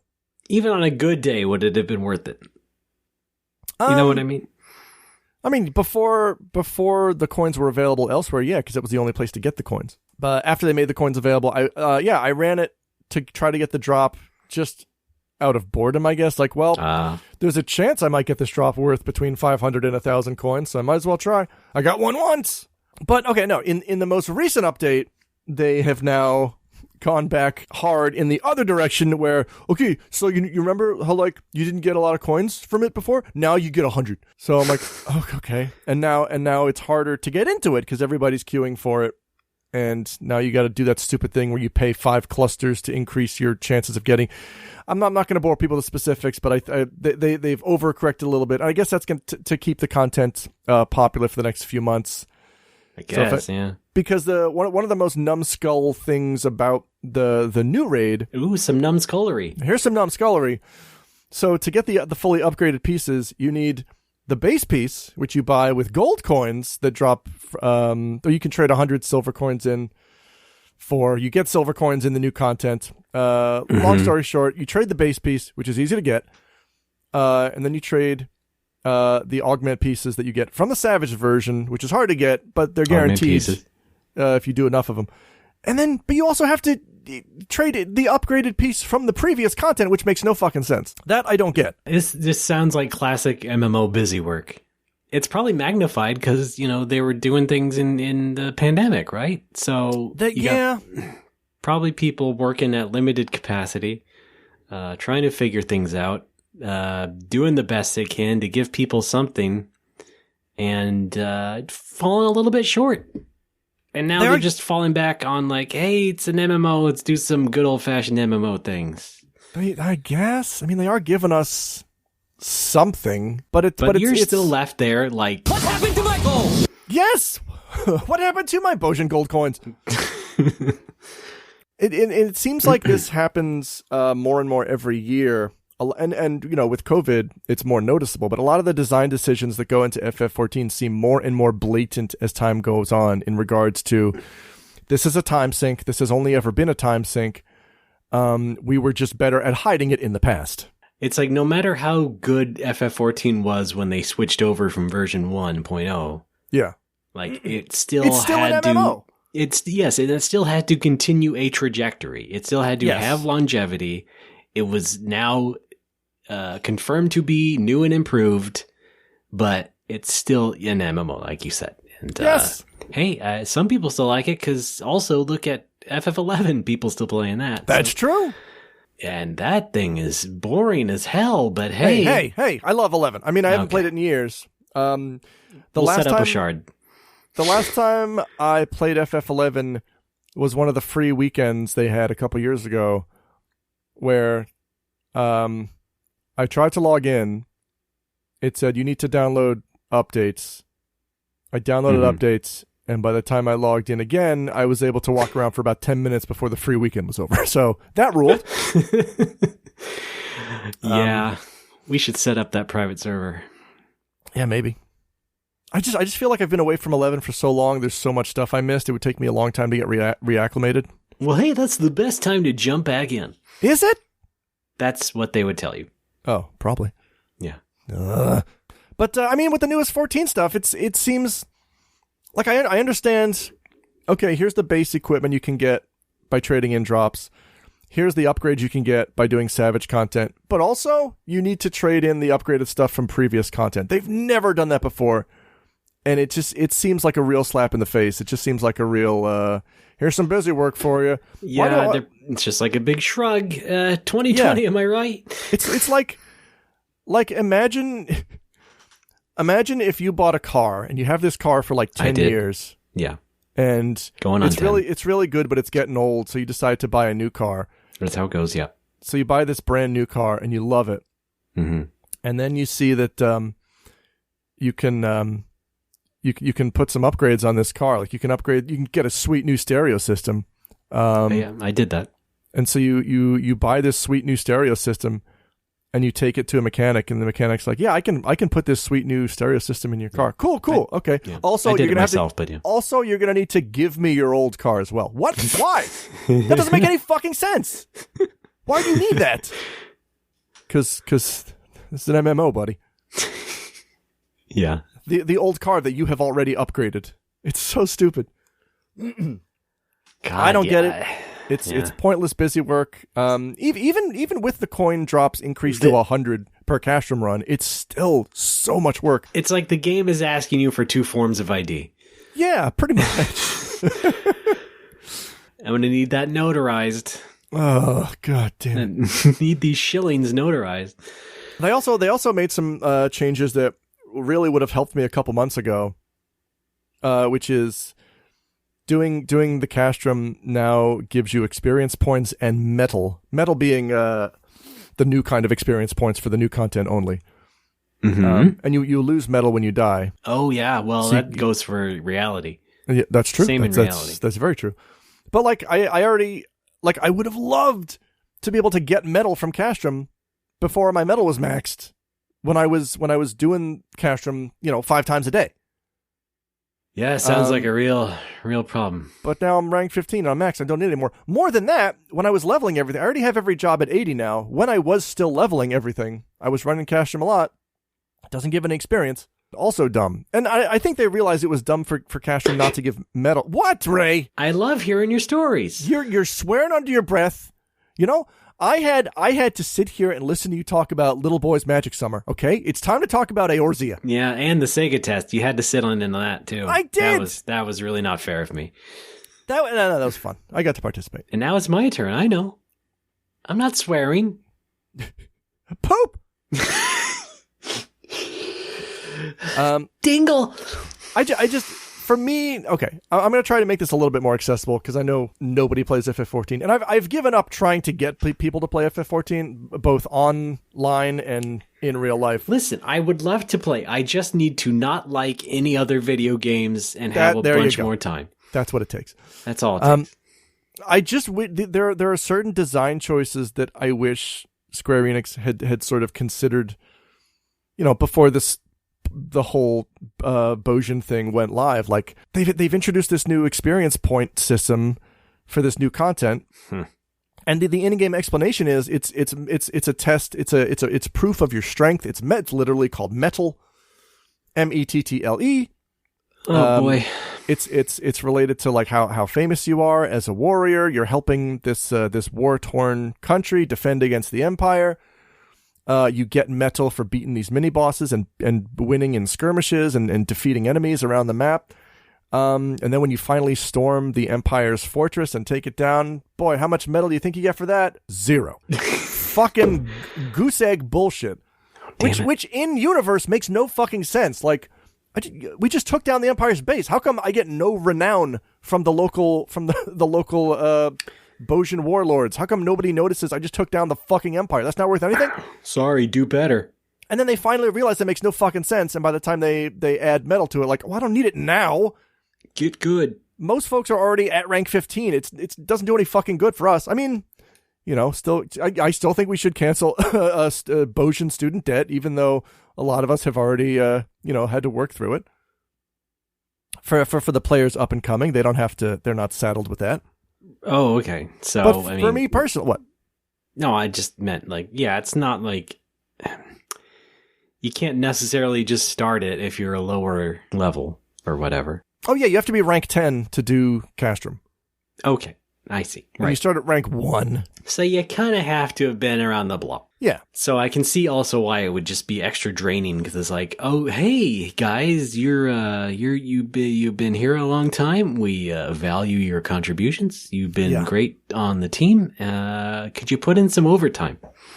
But it's not just this. It's content from the past and Square Enix's reactions and patches and fixes to that content, which is slowly teaching me, hey, maybe give the new content a month before you dive into it. Because the last few times, every time they drop something new, I go ham on it for a month. And they'll drop some fix or update, which would have saved me so much time.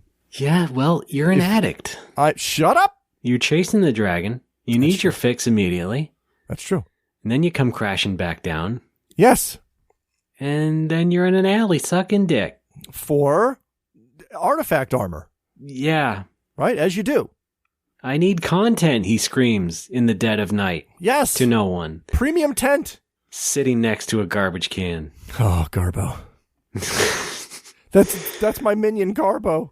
His arm outstretched, tied full of marks, and it's terrible. It's a real sad scene. This is real grim. That's what MMOs do to you. They do. Yeah, I said I was going to take a break after the previous version update, and I didn't, but I might do it this time because it's still just... The amount of effort I'm putting in for the amount of things I'm getting back is now very low. That ratio is very low. So I think maybe this is the time to take a break until Endwalker. Coming soon! Ish? Summer? Fall? Is that the next expansion? Yeah, the next expansion is Endwalker. I watched the announcement thing live with the Yoshi P and Koji Fox just being awkward on stage to nobody. Was it a virtual stage? No, it was a real stage. Okay. So it was an empty theater like they do at Apple now? Yes. I see. It was exactly that. Now, wait, is it called Endwalker or Endwaker? Endwalker. You got to be careful when you go into GameStop and pre-order it. You don't want to embarrass yourself and say, oh, Endwalker. Like the time I called Stormblood Bloodstorm on tech support and the guy corrected me? Yeah, right. Exactly. Yeah. My proudest grandpa moment. Well, I don't think it's a grandpa moment. It's just it's been swimming around in your head so much that you don't know which way is up anymore. And of course you would call it, blood whatever. Also, there is a thing in Stormblood called Bloodstorm. Oh my God. They don't know what they're doing. I wasn't making it up. All right, that's FF14 talk. I don't want to bore people with MMO talk, but I already did, so you already did. And that's just what No More Whoppers is about. Because what else are you going to do? Talk about the other old games you played 900 times in a row for some sort of made-up achievements? I'm streaming games. Hey, those are fun. Meanwhile, I'm an actual Sega master. I got something for the effort I put in. Oh, yeah? Who's the last boss of Phantasy Star 2? Dingus Malingus. All right, lucky guess. Yeah. Damn it. Oh, I'm sorry. No, it's Father Skull. Thank you. No, that's a Metal Gear character, certainly. Okay.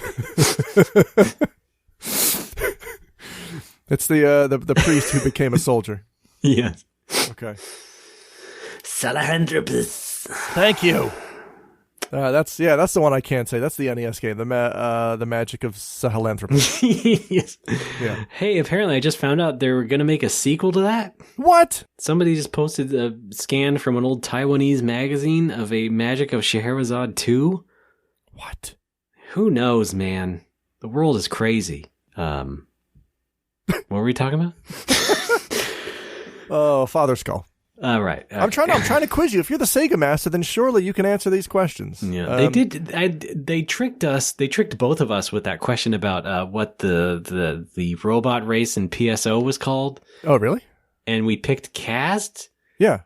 But apparently, officially, it was Android. Like it was some sort of weird technicality of how they described it. So yeah, right. Fuck right off. Yep. Jesus Christ! Okay. That's how much they were trolling people. Well, if you're the master, then maybe you can answer this one. Who's the last boss in Toe Jam and Earl? Well, Come on. I don't think there is a boss. Come on.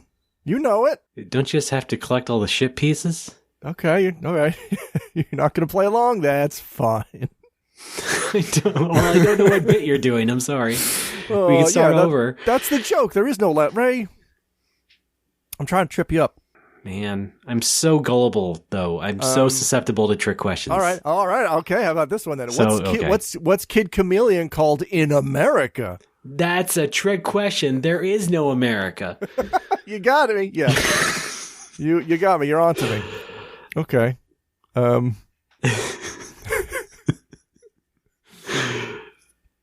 Oh God, yeah, Kid Chameleon in Japan, Chameleon Kid. No, that wasn't the question though. What is it called in America?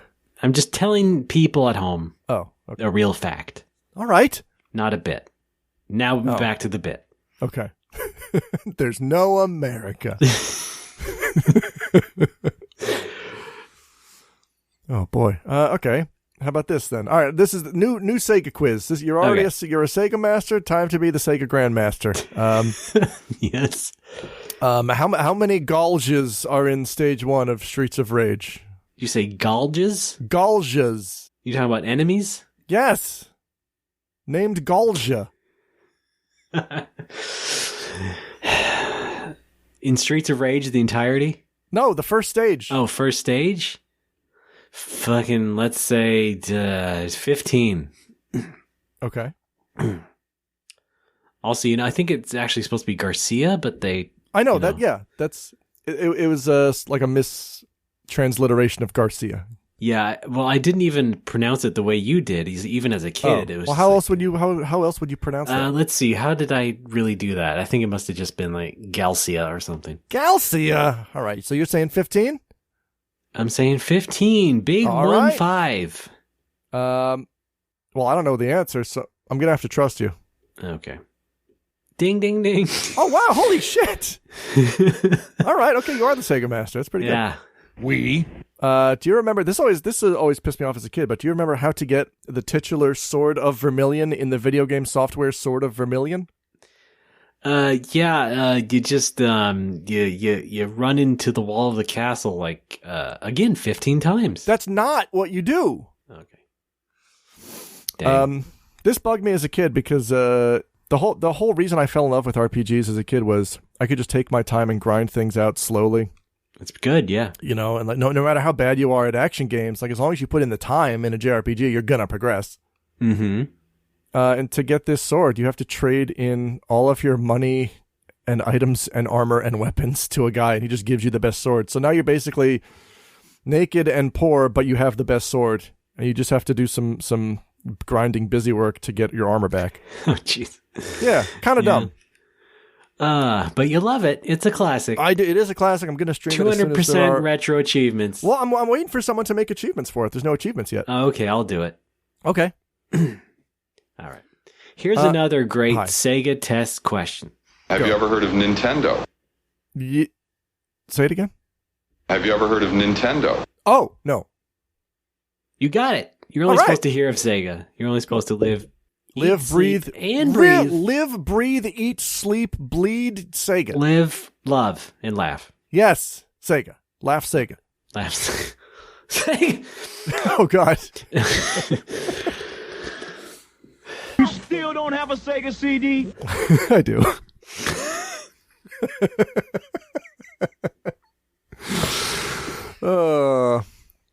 Mega CD. You know them. Sonic, Knuckles, Tails. There are characters on Nintendo. No.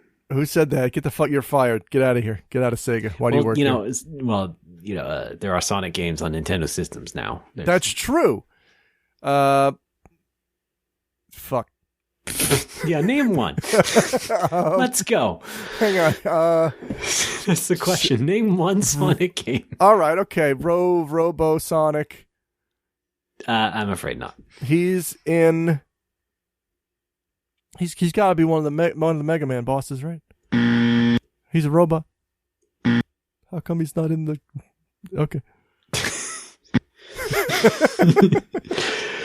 I did. I did complete Miracle Warriors on stream recently, which was really fun and challenging. Oh yeah, to a point. Okay. That is is that the vertical shooter type one?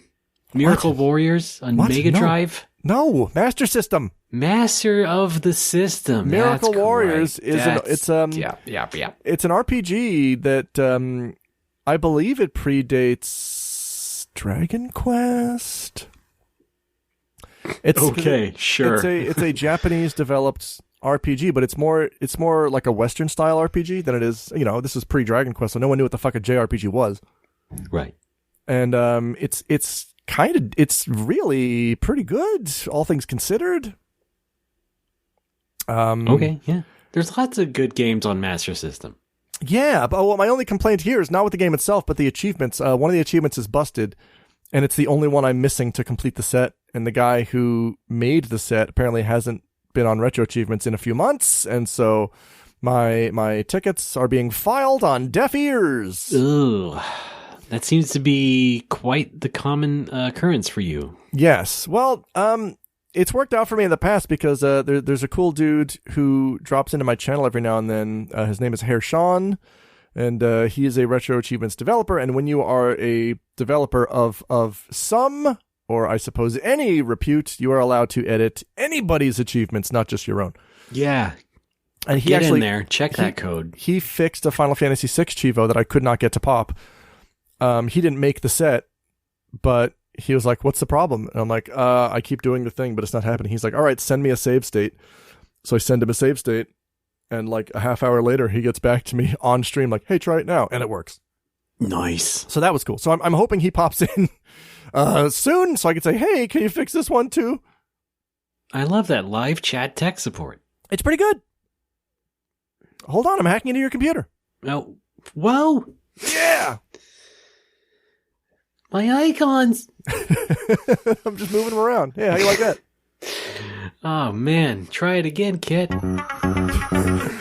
What? Didn't Kit do some hacking? Sure. Let's say yes. I don't know that I've ever watched a frame of Knight Rider. Really? Yeah. How about Airwolf? No.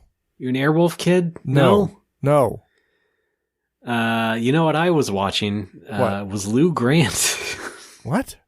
Lou Grant? The guy from series? Jurassic Park? No, from Mary Tyler Moore Show. Oh, okay. Ed Asner as Lou Grant. He got his own spin-off series. It was a drama, but with some humor. You don't remember this in the 70s? You don't remember the reruns? I don't. I guess not. I mean, I didn't really watch it as a kid because it was not, a sitcom enough. So, well, sounds like we both missed out, but me more so. I just watch random ones on YouTube. Well, that's where I got this from. Grisly sex crimes. See, that's fun. Ed Asner himself. Okay. Lou Grant. Cool. Edward Asner. I'm still plugging away at this Final Fantasy IV achievement set, which I hate. But if you've watched my stream for more than a second, you know why that is. I'm not a big fan of the way the guy made the set. I feel like it's got too many Chivos. It suffers from Chivo bloat, which is a real malady. Apparently. Yeah. Hey, what do you know? Guys who hack old RPGs might have big heads. It feels like this guy's got a pretty big head. There's like a dozen or two achievements just for progression, and like the description of the Chivo is supposed to be how you unlock it, and instead his descriptions are just quotes of passages from Dante's Inferno. Fantastic. Even, the doubleheader of dick. And like everybody, like not everybody, but people asking him on the forum, like, what the fuck? What do these even mean? And he's like, and his reply, Shift 8, chuckle, Shift 8. More or less.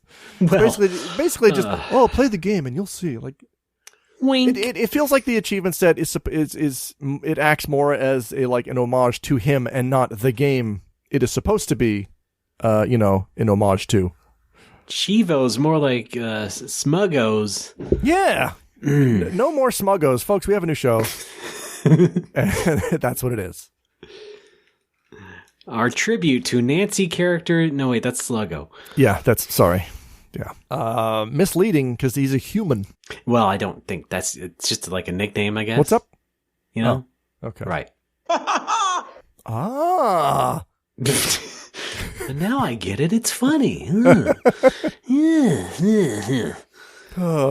Shining Force CD achievement set is pretty fun. I'm powering through that game. I've only got maybe a dozen left. Do you recommend I play that? Yes, it's fun. I will say, so it's the game is takes place over 4 books. They're called, which are basically campaigns. Well, they're remakes of the Game Gear ones, yeah. Yes, the first 2 books are remakes of the Game Gear Shining Forces. Yeah. And then book 3 is a new campaign which combines characters from 1 and 2. And then book 4 is basically one battle long. It's the optional post game battle. It's you Shining Force the After Years. It's you. Yeah, they're all in college.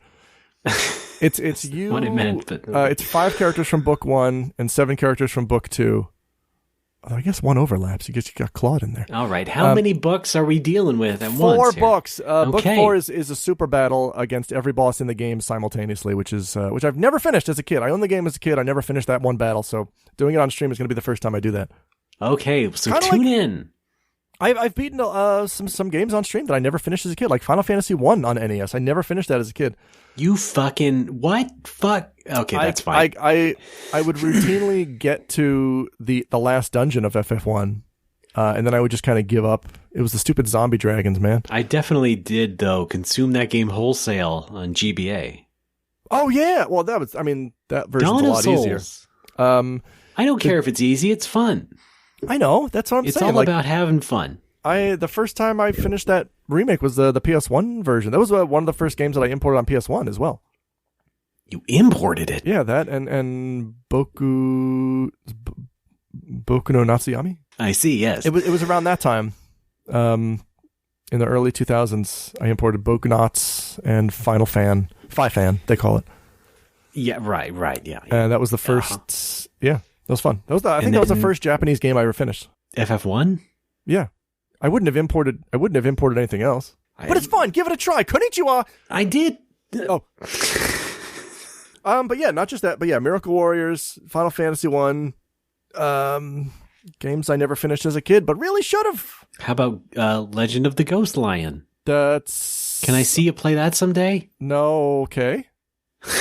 No, okay. Yeah. Well, okay. All right then. How about Robin Hood, Prince of Thieves? This comes out of my salary. Oh yeah, you know what? I did really enjoy Robin Hood, Prince of Thieves as a kid. Nice.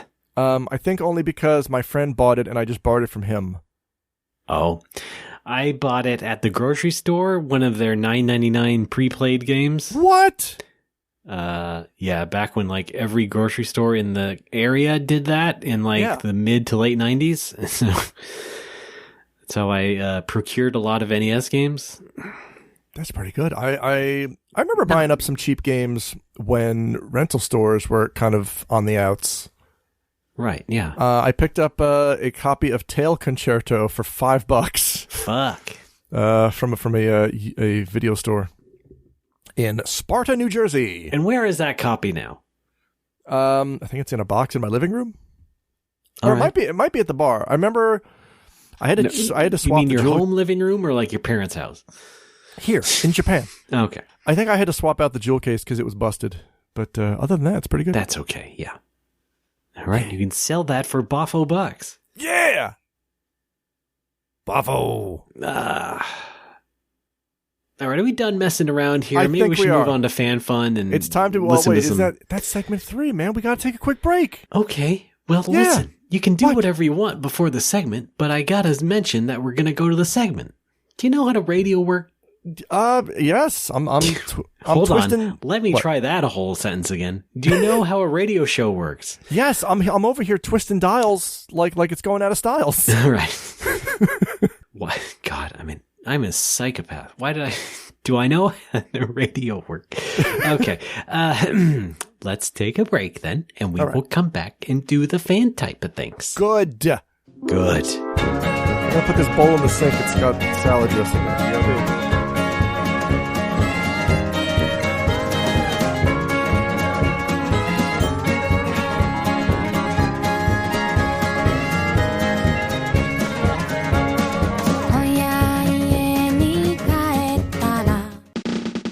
How does Crazy Taxi stack up against, say, Papers, Please? And what's the one 3DO FMV game that gives Mario Party a run for its money? Find out on Hardcore Gaming 101's Top Games, where we objectively, definitively, and scientifically rank the games you nominate for our ever-growing list.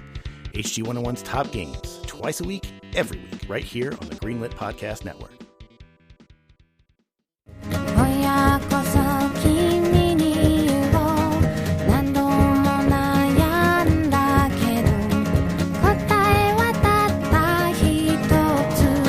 Folks, we're back. It's No More Whoppers. I'm Ray. That is Alex. Hey, did you know they made a whole series of these Boku no Natsuyasumi games? Wait, what? I've not heard of this. Yeah, okay. Oh, man. This looks so good. Okay, I'm just making fun of some people on Twitter sometimes. It's just all in good fun. I'm not just joshing people. I see. It's fun though. It is fun to be the. You would think I'd be annoyed by this. I'm not. I swear to God, it's fun to have people actually discover those games years after I've been talking them up. And finally now. With the Shin-chan stuff, I think it's some extra validation, it's great. That's got to be. I think that's my favorite thing is when your inflection goes way up at the end, especially when you're trying to remain calm. Again, new era of recording the show. It's pretty great. I'm excited. We're in it I for think real. we need to keep in mind that a lot of the times we have to try not to be smug. We should be snug for the winter, Yes. after all. I'm snug. I'm not being smug. Right. We have to avoid being smug, re the normies, because I was Well, faced also, with... don't call them normies. Why? What's That's wrong with extra that? gatekeeping. Is it? Oh, man. I guess I mean that in the sense of, like, this is a normal functioning person, and I have dragon brain. Yeah. I have the malady here. Somebody came into my chat the other day while I was playing Dragon Quest, one of the Dragon Quest, I think it was 7, and he said, "Hey, did you know that in Dragon Quest V there's a gold slime that gives you 9,999 experience points?" And I'm like, "Buddy, that's bullshit." Okay, that's some real playground stuff. Yeah, I was like, first of all, Metal Kings in that game give you 30,000 experience points per character. So like 9,999, that would not be a value given to some experience points.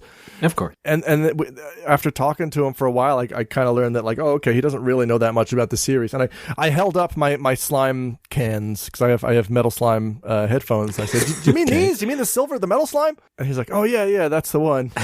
And I'm like, "Well, yeah, okay, they're in every game. Why did you specify Dragon Quest V? And why'd you call it a golden slot?" Like, I'm getting mad at this guy for basically nothing. for not being as big of an idiot as I am. Ray, I'm literally rattled and panicked. I was rattled and panicked. What happened to Michael?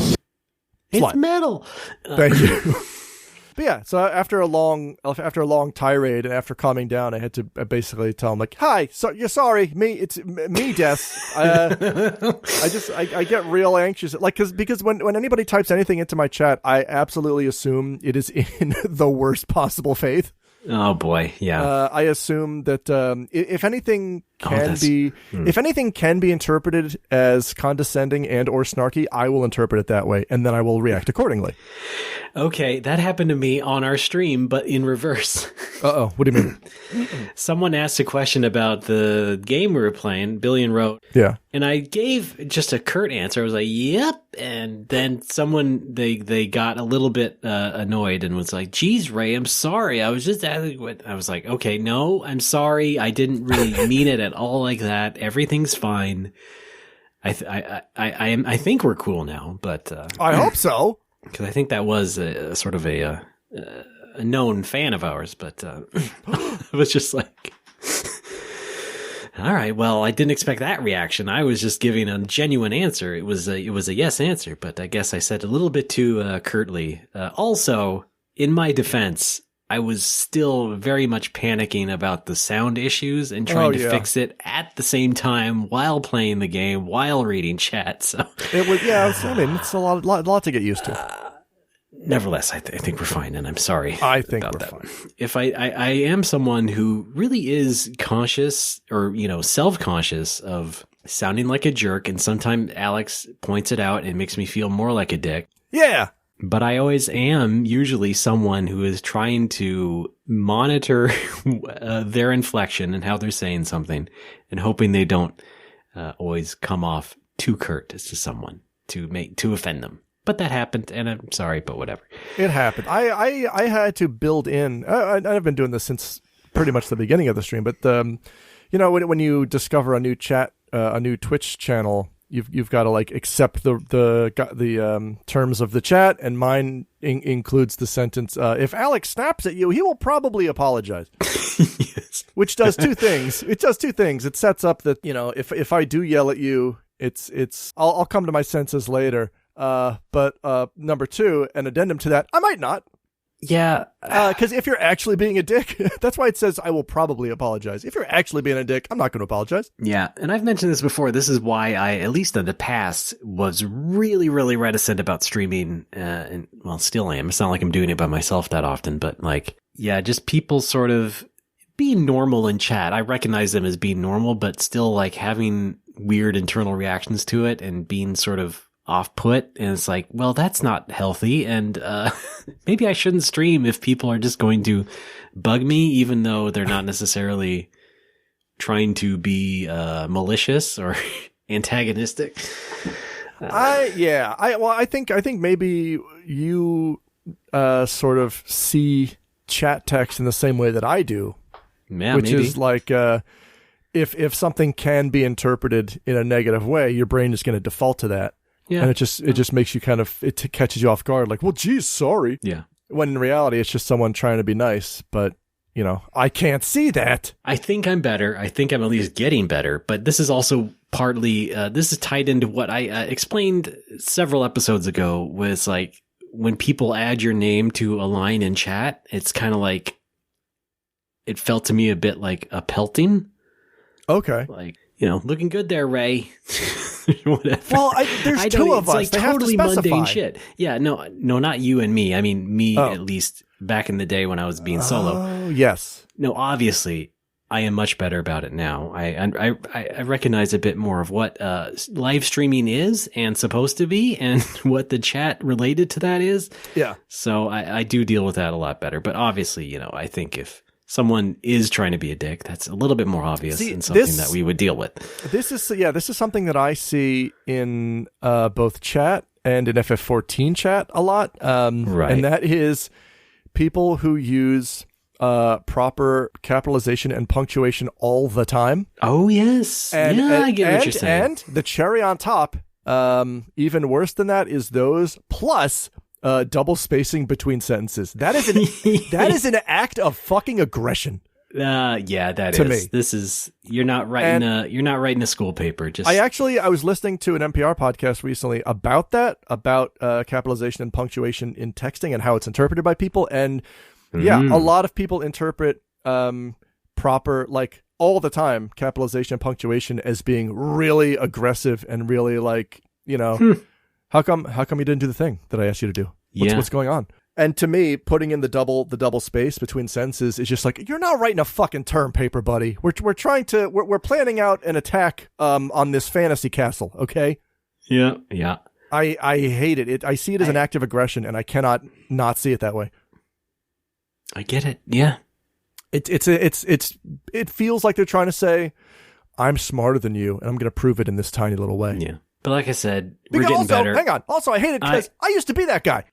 Yes. Sorry, I used to... well, not when I knew you. This I would say, well, no, the first couple of years, I would say, I don't know, when did I start relaxing that? Definitely, okay, before I met you, I would say in high school, when I was chatting, the days of ICQ and AOL Instant Messenger, it was a lot of capitalization and punctuation all the time because I was trying to send the message like, look how smart I fucking am. No, yeah, me too. I did that. And then after a while, you realize, oh, that's dumb. I need to stop that. Yeah, I don't think that really changed for me until like 16, 17. Oh, boy. After being online for at least 3 years prior to that. You mean 2016, 2017? No. Oh. Ages. 16, 17. And being online since like 12.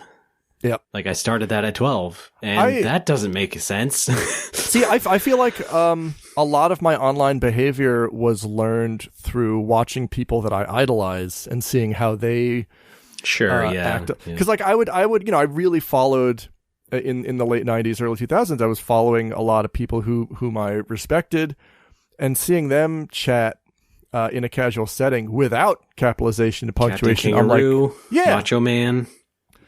I was like, oh, how come they're not? But they're so smart. How come they don't use capitalization and punctuation? yes. And then my brain is like, oh, because it's just a casual chat, idiot. There's a big difference between this and an article they're posting on their website. Yeah, it's and that's in my brain. Shorthand. Yeah. Who gives a fuck? Yeah, that's when my brain made the leap to, oh yeah, this is a place to just be relaxed. Yeah. Honestly, it's like I re-energized that when first getting on Twitter, and now it was only like since 2014 where I relaxed out on Twitter. Really? And now I feel more in my own skin on Twitter. Yeah. Because I look back at some stuff I was posting, in 2008 in 2009 was when I started. So 9, 10, 11. It's just like fucking, not only was I not funny, but the fact that I was using proper punctuation and stuff made it even less funny. Yeah. The thing about my Twitter is I mostly use it for stupid jokes. We all know that. But depending on the joke, I might capitalize stuff and I might not. Like, depending on what kind of gag I'm going for. Like, I will write out a tweet that I think is funny, and then I'll capitalize the first letter, and I'll see if it's funnier or not funnier. Or I'll capitalize the proper nouns and see if it's funnier or not funnier. And sometimes it is, sometimes it isn't. Sometimes it's a mix of the two. Yeah.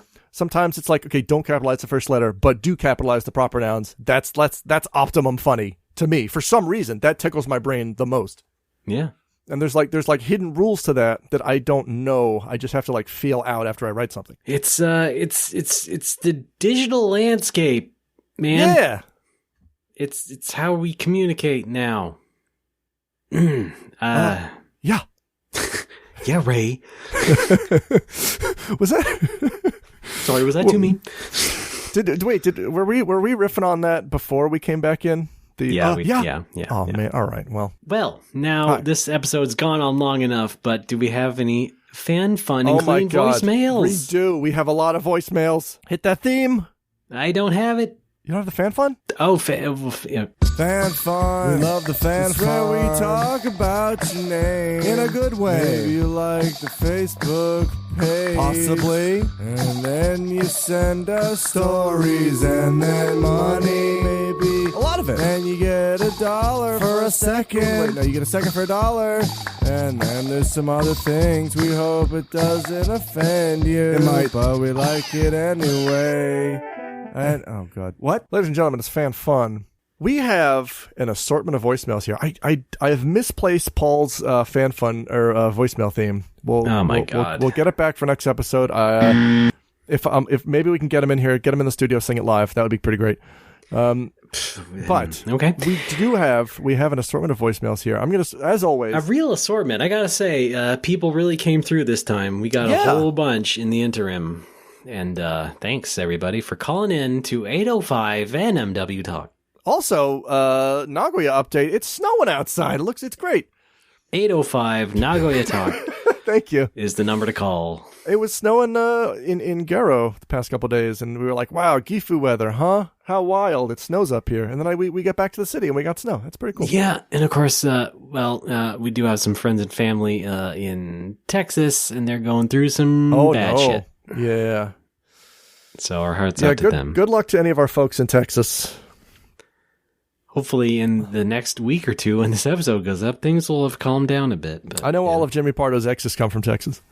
Thanks, right. Alex. Here's some voicemails. I'm going to play them, and then later, and then afterwards, I'm going to read the transcript, and we're going to see how well it lined up, as we like to do. All right. Here we go. You doing oldest first? What's that? You're doing oldest first, right? I'm doing the one labeled one voicemail in the folder. Okay, good. All right. Move. Hang on. All right. Here we go. Voicemail. Yeah. Hey, this is Carl from Carl, Wisconsin. Huge No-Mo-Wo fan. Listen the whole time. Great to talk to you, Alex and Roy. I'm having a recurring nightmare where my wife has killed someone, and I'm helping her cover up the murder. This has been going on for 2-3 years now, and it wakes me up in the middle of the night.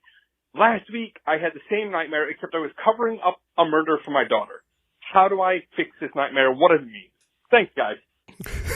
That's interesting. All right, we're gonna address the questions after I read the transcript here. I think it's pretty accurate. Are you ready for this? Okay, yeah. Go for it. Hey, this is Carl from Carl, Wisconsin. Huge. #1 fan. Listen, the whole time, great to talk to you. Alex Roy, I'm having a recurring nightmare where my wife has killed someone and I'm helping her cover up the murder.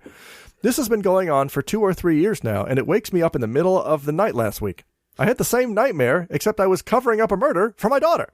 How do I fix this nightmare? What is the thanks, guys? Yeah, pretty good. Well, we have our dream expert right here, our dream recordist, Alex. That's true. Do you have any control over your dreams? Do you try and do things to influence them, or what? No.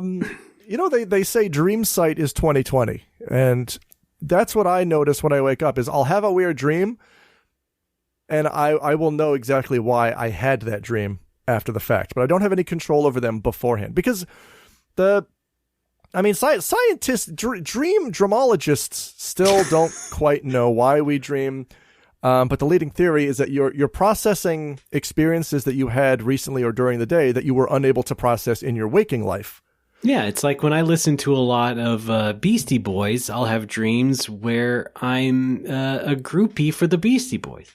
Exactly. I have that dream a lot. It's recurring. Everyone does. Yes.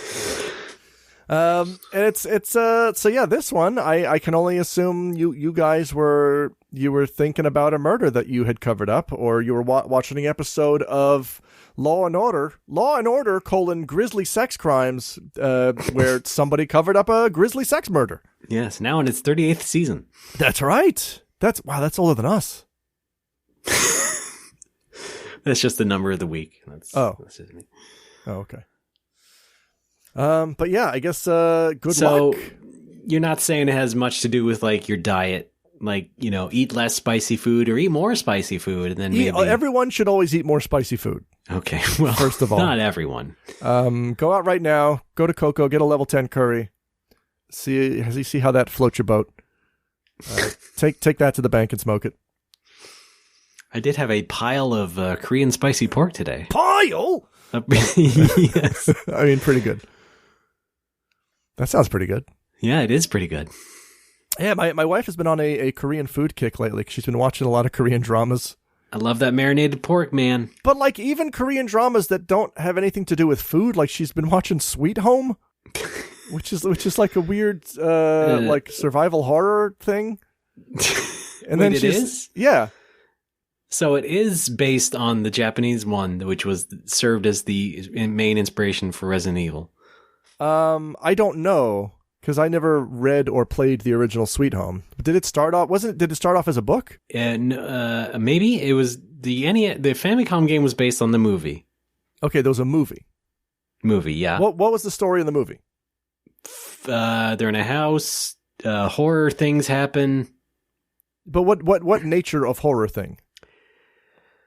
I'm at a loss. Let's say little ghost girl makes blood out of the walls. So you're talking more Silent Hilly, like spirits kind of shit, whereas Resident Evil is more sci-fi monster kind of shit.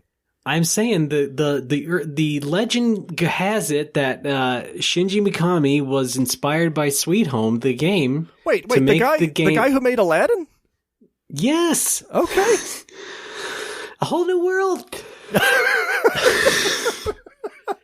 He made a whole new world. He called it Raccoon City. He put a big mansion in it, and that was sort of based on the big mansion in Sweet Home. Oh, don't you dare close your eyes. All right. I can show you it. The world.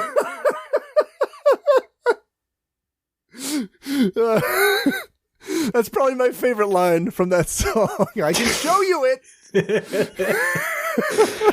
That was Iago, right? Yeah, Iago on the carpet with Ollie. Oh, this world. Geico. Jafar. I think you've gone too Jafar. Okay, where were we? Yeah, so the Sweet Home that my wife was watching on Netflix is a Korean show that seems to take place in an apartment building. And there's like a monster that eats people, but there's like people who have become monsters. I've never watched any of it. I've just seen a couple of scenes here and there when I walk through the living room. Okay, you're right. Yeah. And yeah, she likes it so much she's watched the whole thing twice. Wow. Okay. That never happens to me. Well, my wife rewatches a lot of things. She was watching. There's a reality series called Selling Sunset. Have you heard of this? I have not. Okay, it's called Selling Sunset. Is this where they flip suns? Yeah, exactly. Yeah, like one of them has a kid, and then he grows up, and she's like, you know what? I want to fix him up and sell him. No, I mean the stars, the huge stars that illuminate parts of the galaxy. They're too big. They're huge. Right? They're huge. Careful. Don't touch it. Oh, that's smart. No, Selling Sunset. Well, which we affectionately call Garbage Girls, because it's basically it's about a bunch of bitchy real estate agents who are just trying to sell expensive properties to rich people. This is a reality show. It's the biggest non-show I've ever seen. Sounds like it. And my wife, I don't know if my wife is into it ironically or legitimately, but she's watched the whole series through twice. Is this American? Is this I think show, it is American, yes. Oh, okay. I think maybe at first she was hate watching it, but then she accidentally got into it. I don't know. Oh, that's how it goes. That's how it goes, right? That's how it always goes. Yes. Sucked you in. But yeah. Hey, Netflix. Did we have anything else to say, or can we go on to the next call? Next call, please. Cool. Next caller. Caller, you're on the air. Hey, this is Jonathan from Jonathan, Missouri. Love the show. Ray, you're great, and Rex, you're on the show too. I think I can help that other caller. Nobody knows what that nightmare means. Thanks, guys. All right. I'm pretty sure this is from folks. It does log your phone number when you call these in. So. Oh yeah, I see this now. Yeah. The first 3 calls are from the same number. I think someone got up to some chicanery here. Well, we didn't say no chicanery, so that's true, and we typically encourage it. I'm going to read this transcript. Hey, this is Jonathan from Joplin, Missouri. Love the show, Ray. Your grades and Rex. You're on the show too. Thank you. You're on the show too. I think I can help that other countries. Nobody knows, but that nightmare meets. Thanks, guys. Okay, I think Carl from Carl handed the phone off to Jonathan from Joplin. Yep. Who then? Well, next bit. Now for our next bit. Handed the phone off to this caller. Hey, this is Atlas from Atlas, Michigan. I just want to say I love Apocalypse. Benito, Chris, you guys do an awesome job. Keep up the good work. Bye. I see. Okay. So someone's being real fucking cute. Calling into the wrong show. How do we block a number? Can we just block one number? Yeah, maybe. Yeah. All right. Cool. Well, I'm going to read it, and we're going to see if any of this matches up. Hey, this is Atlas from Atlas, Michigan. I just want to say, love Alpaca Pals, Benito, Chris. You guys do an awesome job. Keep up the good work. Bye. Yeah. That's about what that was. Mm-hmm. Okay, so Carl from Carl, Jonathan from Joplin, and Atlas from Atlas. Dropping another fine podcast. That's on right, the on the Greenlit Greenlit Podcast Network. Network. Folks, check them out. Apocrypals. Orok and Ajax. What War Rocket Ajax, which I was mishearing as Orok and Ajax, like the Besaid Oroks. I thought it was Orok. Uh-huh. Now I understand. Maybe it's just maybe they're just 2 ogres. Oh, that would rule. Oh, Ogre Radio? Yeah. They talk about hockey. Okay. Really? Yeah, what do you think ogres would like? Clubbing? You mean like dancing or hitting people? Both. Okay. You're right. Cool. All right, we got another one here. I think this looks Shrek like 5. I think this looks like a real one. Oh, really? Okay. Yeah, here it is. Hey guys, this is Peter, aka Pete Go Nana, calling in to leave a overnerd for you guys. At my work, I work at a monkey sanctuary. I got this guy came in and new coworker, and he's kind of. I'm already like really socially awkward, and he's kind of socially awkward, and so he started throwing out some things, and it's like, "Hey, you into Smash Brothers?" And he proceeded to tell me to start bragging, make the most like ridiculous, unbelievable brags to me about the different things he's into. For example, he can beat Smash Brothers, beat like 3 NPCs at level 9 with only his toes, and he likes Halo and has bought every single Halo thing and every single novel and has everything in like separate collector's editions as well. And I was just wondering if you've ever encountered someone like that who's like, I don't know, like weirdly kind of bragging in a way that almost comes off as compulsive lying about their nerd things they like, as if they have something to prove. Or maybe if you've done that yourself. Thanks for podcasting. And I don't really know how to end this, but to say goodbye. Yeah, neither do I. I know. Yeah. All right, well, that's an overnerd. That's good. Going on. Yes. I mean, wait a minute. Everybody's known one of those growing up, right? Like someone who just lies compulsively about video games. Yeah, he might mean particularly an adult. Oh, no. In today's time. Yeah, it could be. I don't know. Someone who should know better. It's hard to gauge that. I'm sure I've had people do that, but it's hard to gauge when I've only known them for like a couple hours. No doubt, you run into more of them because of your that's true bar. Because as someone who worked in game journalism and stuff, like most people have been are smart enough to not brag about their game possession so much because, for one thing, if you're working in games and reviewing them and stuff, you're probably getting a lot of them for free one way or another. Yep. So it doesn't really matter unless you want to brag about having some sort of prototype thing. But otherwise, no, people are pretty level-headed.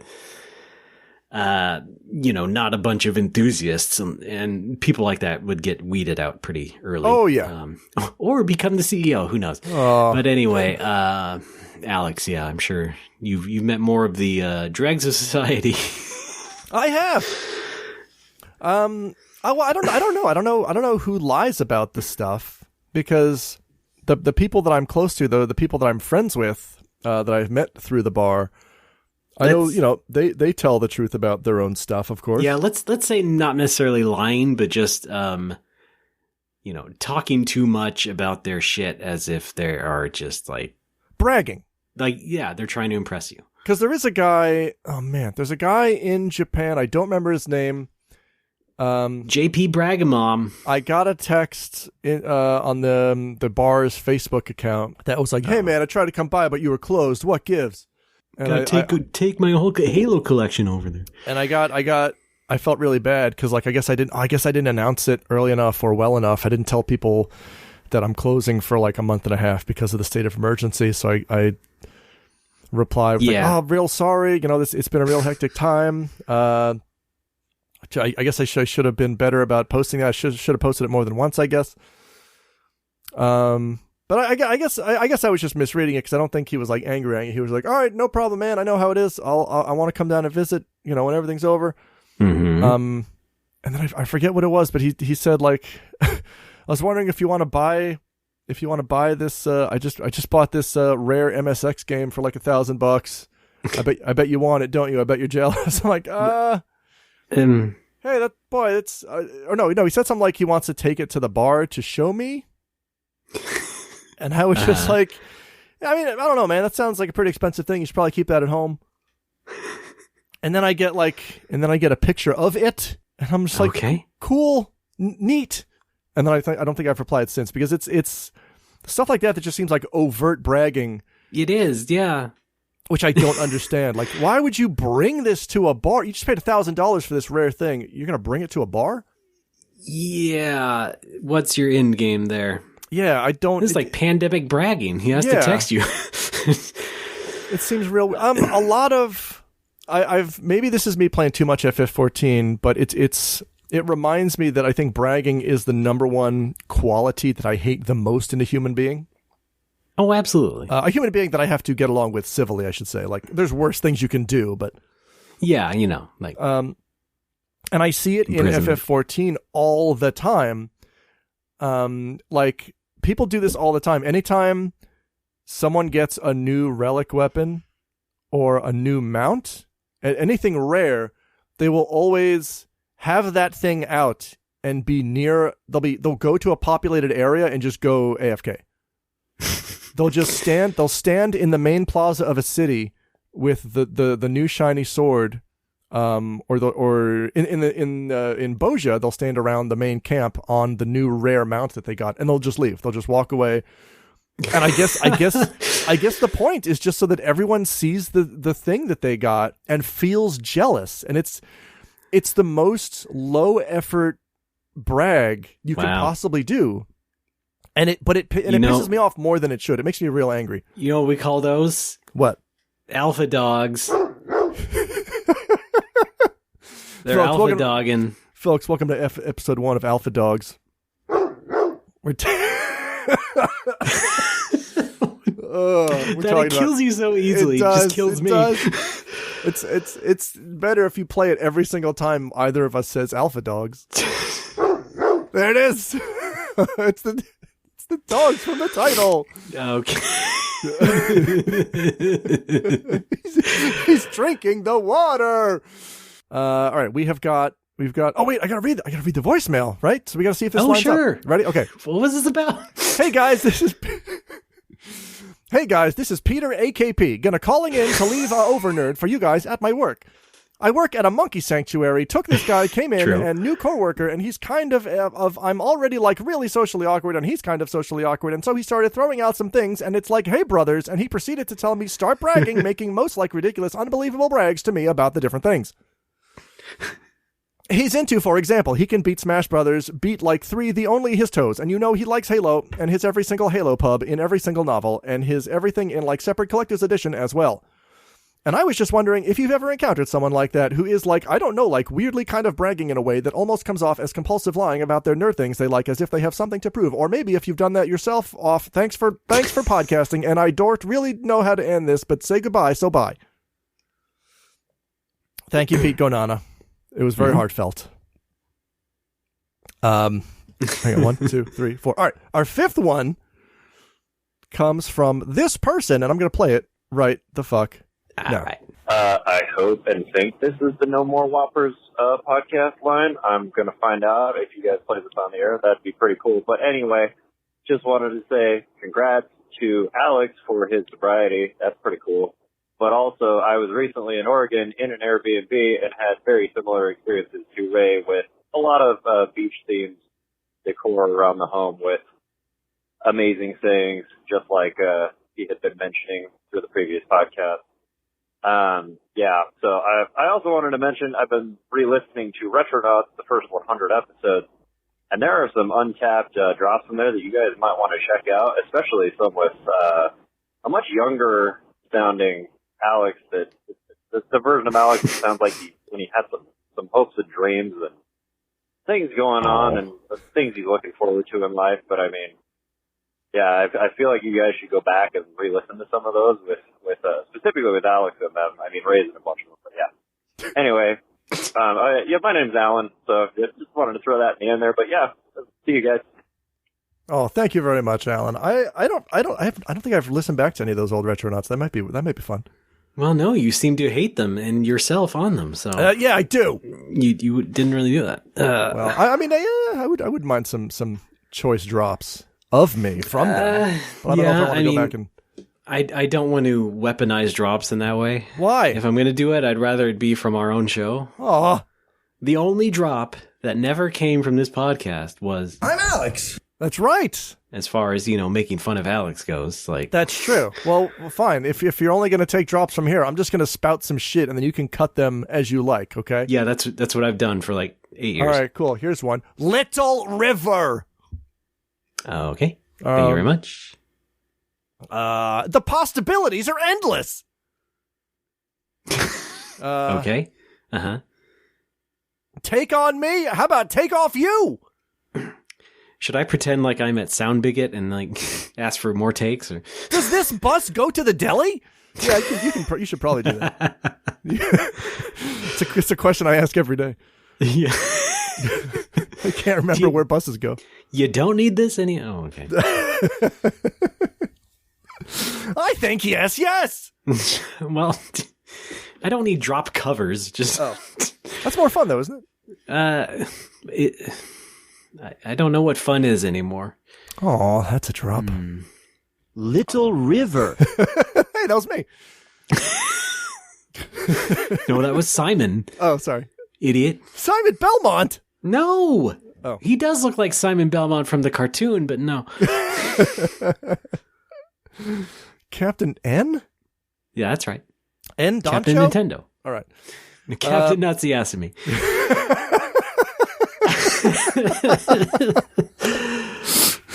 Oh, beautiful. Okay, so here's what Google Voice thought Alan was saying. I hope and think this is the No More Whoppers podcast line. I'm going to find out if you guys play this on the air. That'd be pretty cool. But anyway, just wanted to say congrats to Alex for his sobriety. That's pretty cool. But also, I was recently in Oregon in an Airbnb and had a very similar experience to RE with a lot of beach-themed decor off the home with amazing things. Just like he hit that, mentioning through the previous podcast. So, yeah. So I also wanted to mention I've been pre-listening to Retro.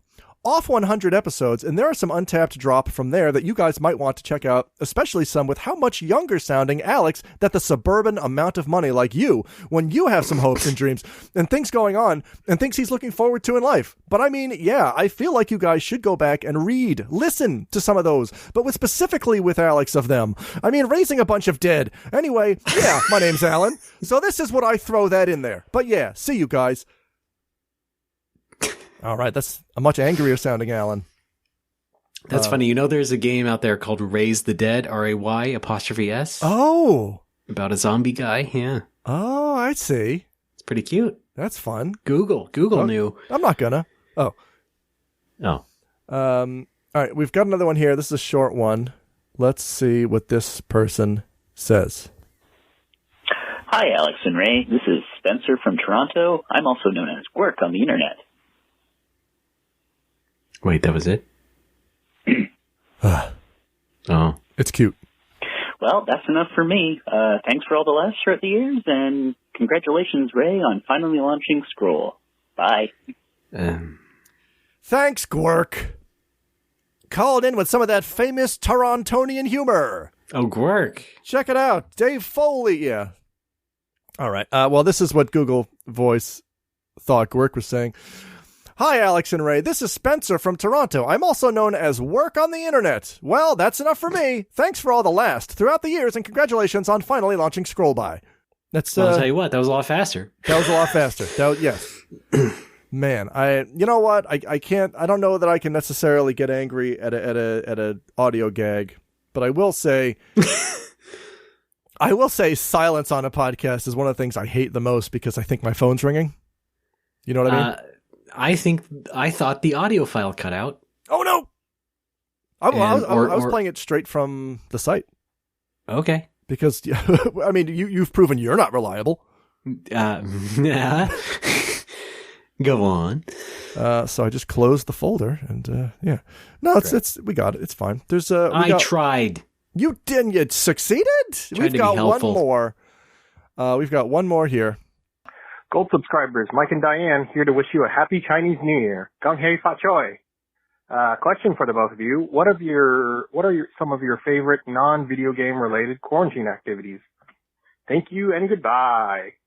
Well, thanks, Mike and Diane. Favorite non-video game related quarantine activities. Let's read the transcript first. Okay.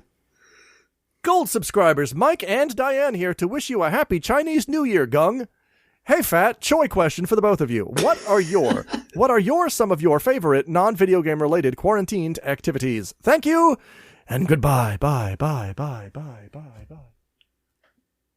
That's not in the transcript. What? Oh yeah, that was me slipping into the X dimension. Sleeping, eating. Yeah. I like surfing on the internet and eating a lot. Yes.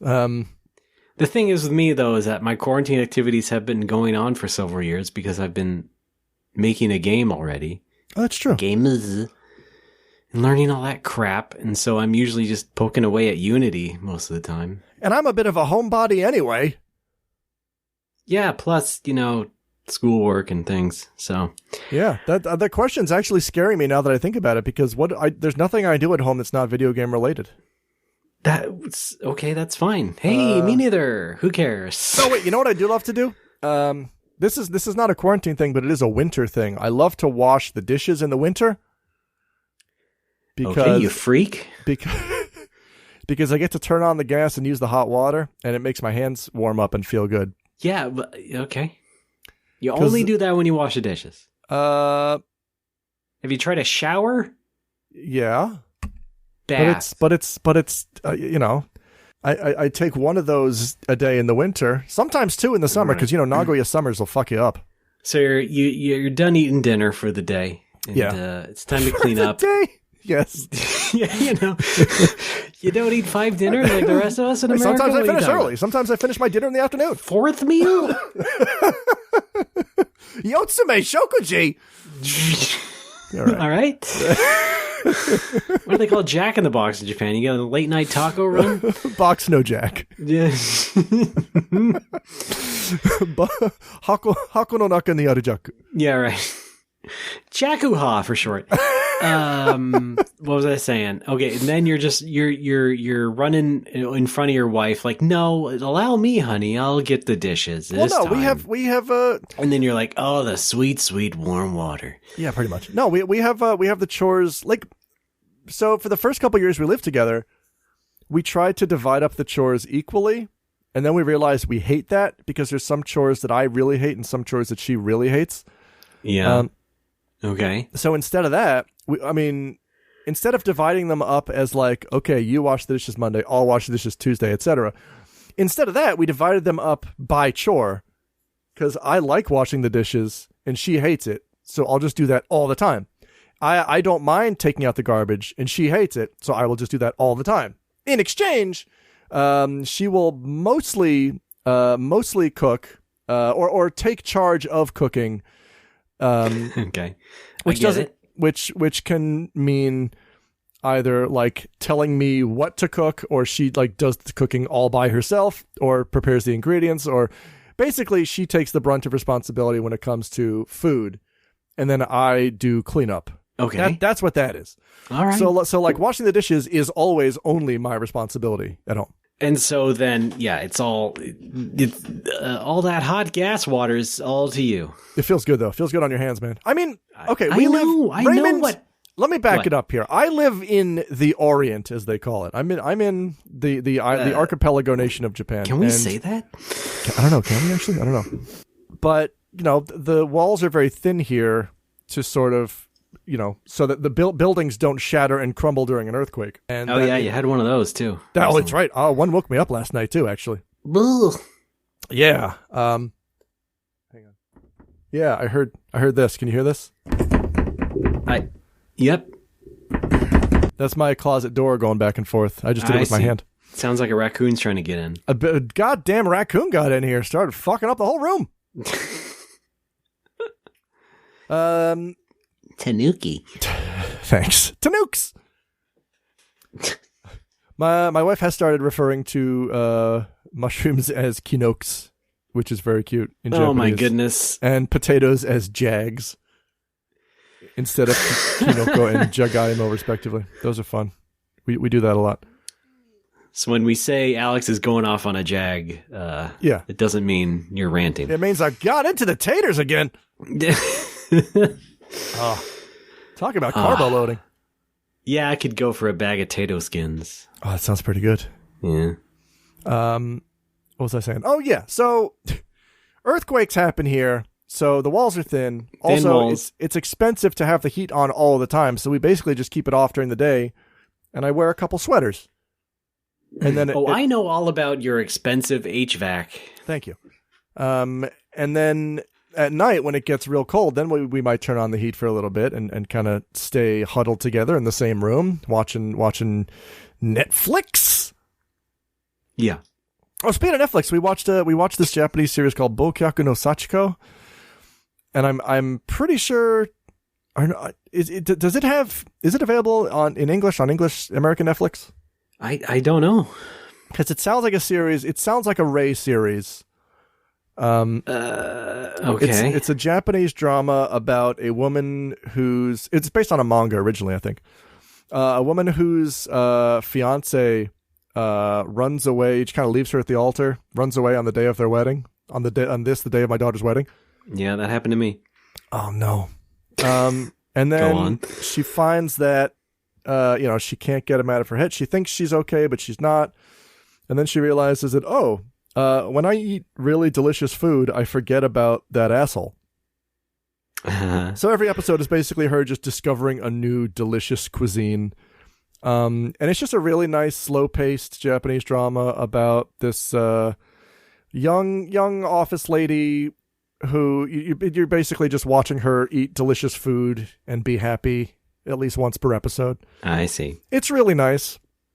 It's not terribly Japanese intensive if you got the subtitles on and you can read Japanese. It's pretty easy to keep up with.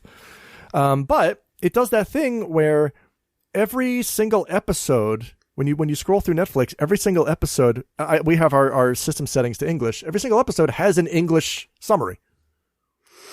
Yeah. So does that mean it necessarily has English subtitle? No. What does that mean?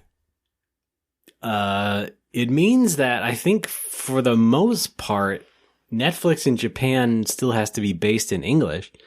Oh. Because I've looked at Netflix in Japan.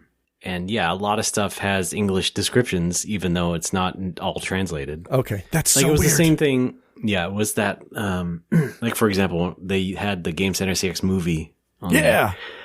And they had a description for it, but, there's no subtitles. None?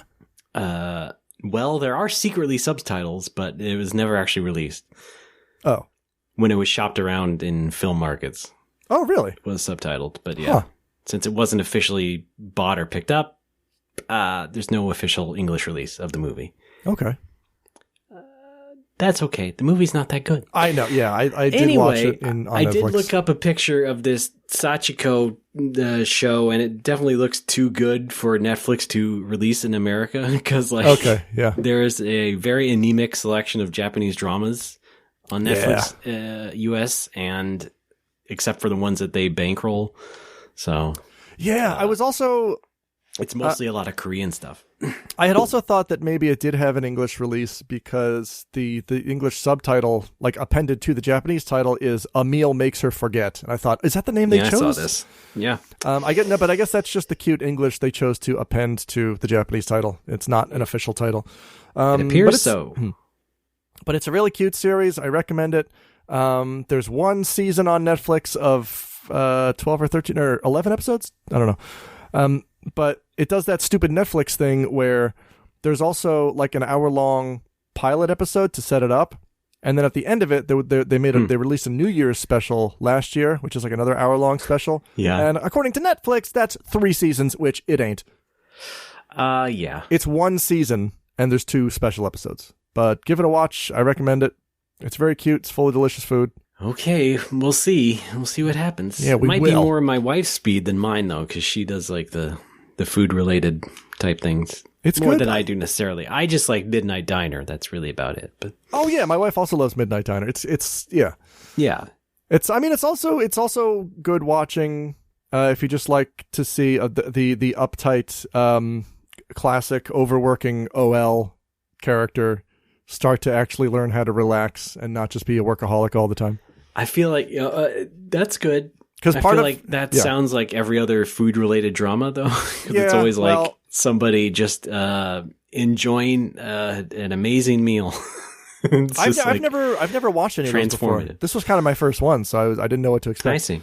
Midnight Diner's not really about that, but they set it up in the first episode pretty well with her whole office is working hard, and then it's lunchtime, and her coworker's like, "Hey, Sachiko, we're going out for lunch. Do you want to join us?" And she just says, "No, I don't need lunch." And then she opens her drawer and pulls out one of those like jelly packs and just drinks the entire thing, and then throws it back in the drawer and slams the drawer, and like that's her lunch. All right, yeah. And then she learns to appreciate foods. Yes. Yeah. Yeah, well, I guess I will double check if there's any English subs, but yeah, mostly on Netflix it's either Korean dramas or anime.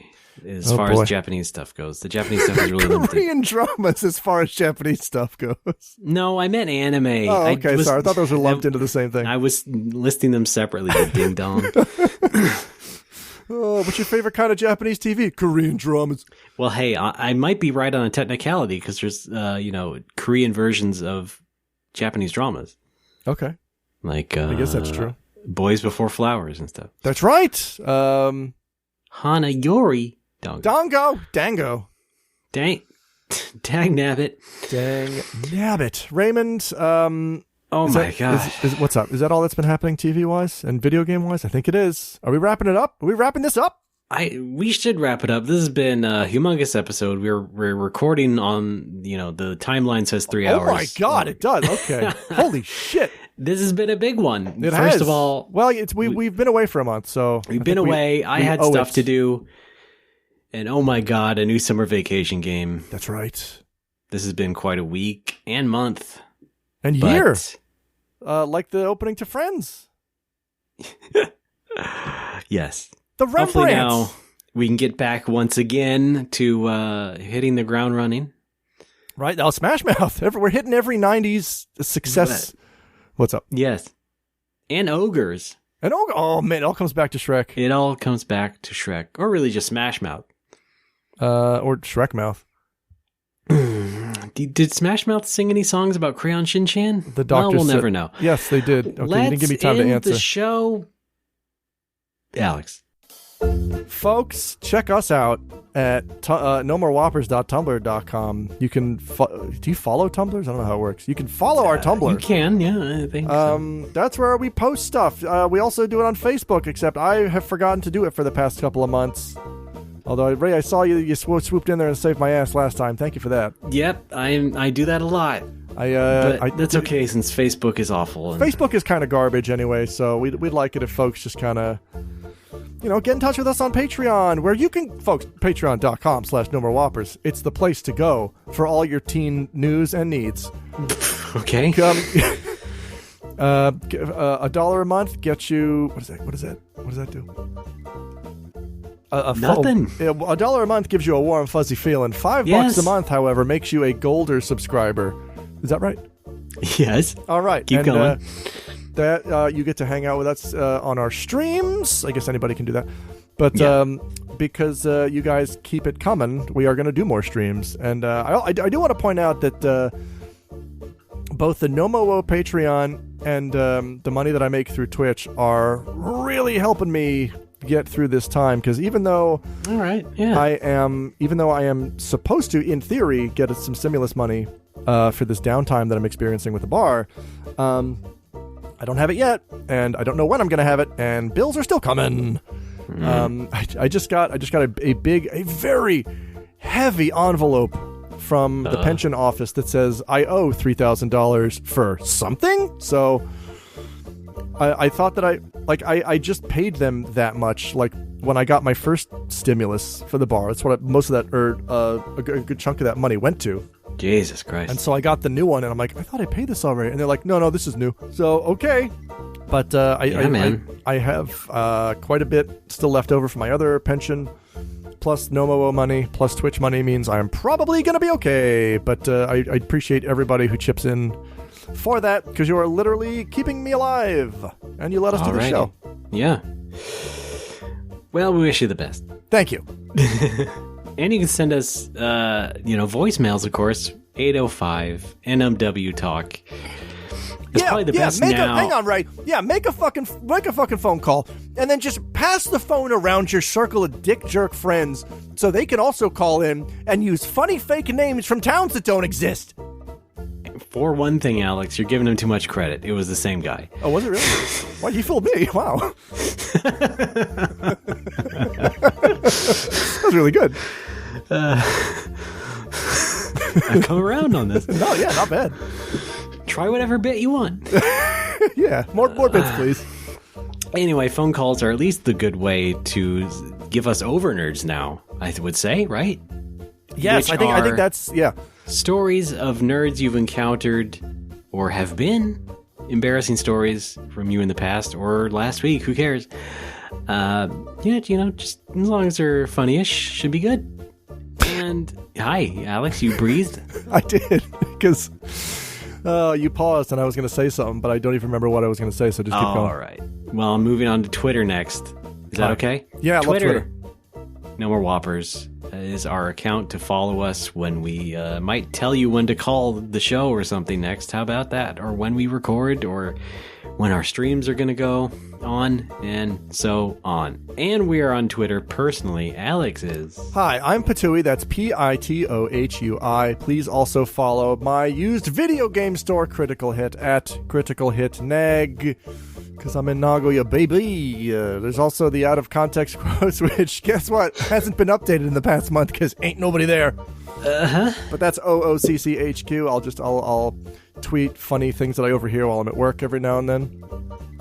They're pretty good. Check back in a month.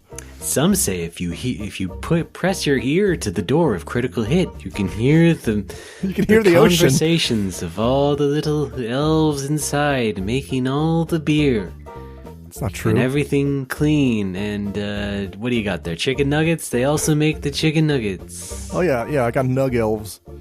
And they get to play all the games for free. Yeah, freeloaders. Yeah, what's weird is when the elves use my Famicom Mini, it fits their hands perfectly. Yeah, it's true. Yeah. And they don't have to sit as far. That's true. Yeah. You don't need one of those 30-foot HDMI cables. Don't I? Yeah. Okay. No, you don't. That's what I meant. Okay. Anyway, are you done? I'm on Twitter. Go. As RDB AAA. That's RDB AAA. Please follow also my game company, Bipedal Dog. That's one word. Those are two simple words made into one for Twitter, Bipedal Dog. Made a game called Blast Rush. Still working on something. Maybe you'll hear about it. I don't know.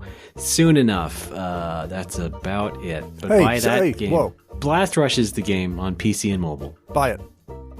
Speaking of media platforms, to start with TWIT, catch me on twitch.tv/hoodedpatooey. Oh, you just had to muscle in, didn't you? Yeah, that's where you can catch me streaming games. I took a couple days off to take a soak in the mountains. I'm back at it. We're going to be streaming probably some Final Fantasy tonight. Yeah. Well, I guess you're hearing this later, so yeah, I will have streamed Final Fantasy. Please, this is like your warm up for the stream. It is actually. It is kind of, because it gets my brain moving and my mouth moving, which are connected to the same stupid ghost that's inside of me. Yeah, the Twitch, like, no joke, is supplementing my income in a big way, and I really appreciate it. Everyone who has given bits and gifted subs to folks, it's really a lot, and it's helping me out a tremendous amount. And I'm going to be doing more of it, probably even after I go back to work at the bar. So stick around. We got Smashing Pumpkins. Come on, stay in your seats. It's Saturday Night Live. That's all. Okay, we'll do the outro later. But, okay.